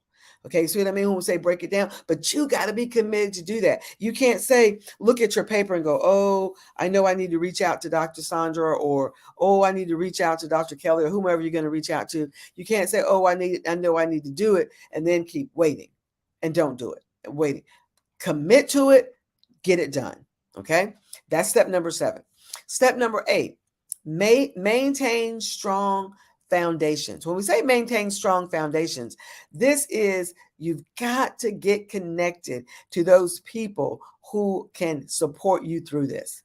Okay, that can support you overcoming the obstacles. It could be coaches, it could be mentors, it could be consultants, it could be trainers, whoever it is, right? You're here and that you're listening to this particular Black Business Network session and all the other ones. So you're meeting people virtually, right? That you're able to connect with. Connect with us. If you're listening to me, then you should be going over to LinkedIn at some point and connecting with me on LinkedIn, and then sending me something that says, Dr. Sandra, I heard you do that presentation of overcoming obstacles. I heard you do that. Is that something that I can talk to you further about? That's what you should be doing. You've got to maintain strong foundations. Networking is not just going to an event, getting a business card. No, you have to maintain that. I was at an event about a couple of weeks ago, and I just got a text message this morning, as a matter of fact, from a young lady that I met there. And she's inviting me to lunch or coffee or something. We'll figure it out. But networking is getting those strong foundations through network, and then also making sure you continue them. Okay, that is so very important. All right, step number 9. Step number 9, mitigate future risk. Okay, you got to that obstacle because of things that you did in the past, right? So what are you going to do in the future so that it won't happen again? What are you going to do in the future so that risk won't happen again? All right. It could be time management. It could be having a conversation with somebody, especially if you're on a job, right? It could be having a conversation with someone. It could be making sure that you get all your school stuff in order so that you'll have what you need to go back to school to get that job that you're looking for. But you have to mitigate those risks. You have to think about risk before they happen. One thing about being in leadership, and I take a lot of time to do this, especially when I'm getting ready to do something new, I take the time, if I'm going to do something new, to write down what are the risks associated with doing this. Okay. What are the risks before I say yes to something? Before I tell someone, yes, I will do something, then I'm going to write down what are the risks in doing this. And not only risks that could hurt or could impact my business, but also my time with my family, time with, spending time doing other things I like to do. So you have to mitigate those up front. Okay. Look at those up front. And then step number 10, this is the last step. Overcoming obstacles can get hard. It can get difficult because, it just takes time and it gets difficult, but you need to stay motivated. Stay motivated. And how do you stay? What are you staying motivated towards? That content, that risk, and that obstacle that you said you were going to overcome, and those goals that you set. You want to stay motivated so that you can move past those, so that you can continue, because it will get hard. You will get tired. Especially if it's something like you've got to go back to school, or you're in a job and you haven't found that right job yet. You got to stay in that job until you find the right one that you want, right? So until you get to where you want to be, you have to stay motivated. And staying motivated kind of goes back to what kind of things encourage you. Go to networking events, find people that are doing more than you're doing, but you've got to stay motivated. Okay, before we move on to how to elevate yourself, we'll close with that. Let's review the steps one more time. And remember, you should be able to take your obstacle through these steps. Step number 1, identify your obstacle. 2, adjust your attitude about your obstacle. 3, take time to process your obstacle. 4, again, remember, I'm a believer, so give God control of your obstacle. Number 5, determine what actions you can do to move forward. Number 6, break your obstacles down, or your actions down for those obstacles into small goals. Number 7, you got to stay committed. Number 8, maintain strong foundations, network, find those people that can help you and maintain those connections. Number 9, what are the risks in the future? So you won't let this happen again. And then number 10, to stay motivated. So those are the steps that you need to take if you are going to move past your obstacles. So now, let's look at finally, as we close out, how to elevate yourself after your obstacles. Now, this is important because when you are working on moving past your obstacles, sometimes, depending on what kind of obstacle it is, sometimes you sort of get discouraged, you get frustrated, you get angry. But in all of this, you've got to continue to speak positive to yourself. And that's what I call these elevation actions. These are elevating who you are. Okay. So elevation action number 1, elevate what you believe about you, regardless of why the obstacle is the way it is. Elevate what you believe about yourself. What do you believe about you and who you are? Okay. So if you're not on a job, or you get laid off from a job, that didn't have anything to do with you. That had to do with the company. You just got caught up in it, right? So don't blame yourself. All right. If it's something, your business may not be growing the way that you want it to grow. Okay. Then you know what? That doesn't mean that you're not in the right business. elevate your thinking about yourself and what do I need to do, and then just do it. So elevation action number 1 is elevate what you believe about you. Number 2, elevate what you know. This is one that's so important. When you elevate what you believe about yourself, you have to elevate what you know. You got to set goals. Invest time and money into yourself, into your own education, into your own courses. All right. You're getting this free right here, right? For this particular session, Dr. Kelly is generously giving this to you for free. But you know what? There have been people on here, I'm sure, that you're saying to yourself, "Ooh, I would love to be able to work with them." And then you go to their website or go to wherever they tell you to go, or you talk to them, and then you say, "Well, I don't want to pay that." Well, you know what? People that pay slay. Right? Remember that. People that pay slay. Okay, I've got 2 more. I'm running out of my time here. Elevation action number 3, elevate your decisions. Elevate how you're going to be making decisions. Elevate the decisions that you make. Do you have all the facts? Why do I need to make this decision? Am I making the right decision? And sometimes you don't want to spend so much time making decisions, because when you make the decision, your opportunity may have passed, right? One of my mentors told me one time, and I say this all the time, is go ahead and make the decision and then make the decision right. Sometimes you have to make a decision and then go behind that and make the decision right. Last one is elevate your actions.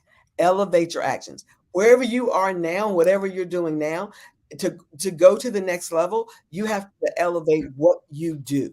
Okay, the kinds of things you do, your attitudes, your actions, your habits, your character, all of those things impact where you are going. The things I do today and the kinds of things I do today aren't the kinds of things I did when I started working 25 years ago. All right.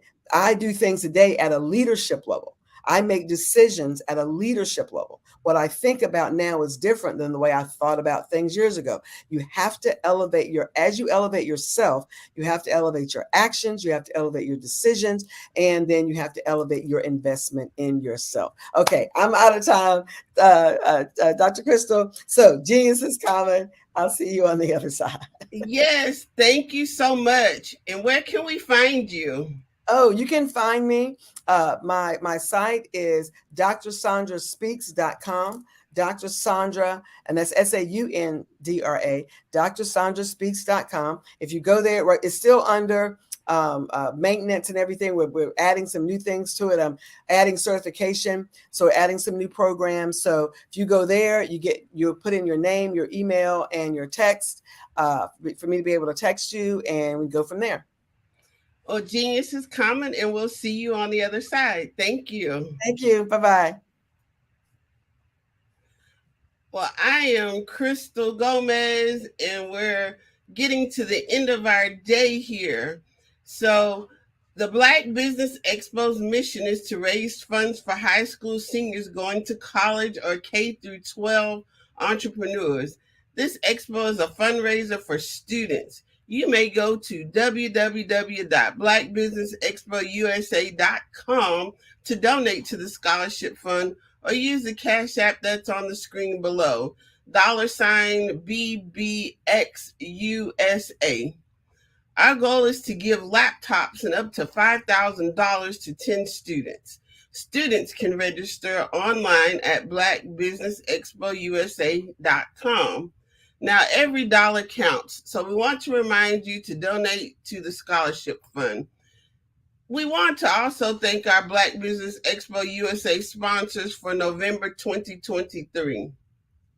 NC 100, Moody Capital Partners, Suede Soul, Lotus Richey Coaching and Training, Carolina, Virginia Minority Supplier Development Council, Step Management, 5-Star BDM Media, Barbara H. Smith, LLC, Margie McLean Foundation, Incorporated, Genius is Common, The Hello, LLC, Earth Essentials, Mullane Shania Global, Executive Women's Success Institute, The Quality Coaching Company, Superwoman Business Services, Creative Force Studios, Lee Entertainment, Artistic App Design, Black Business Expo USA.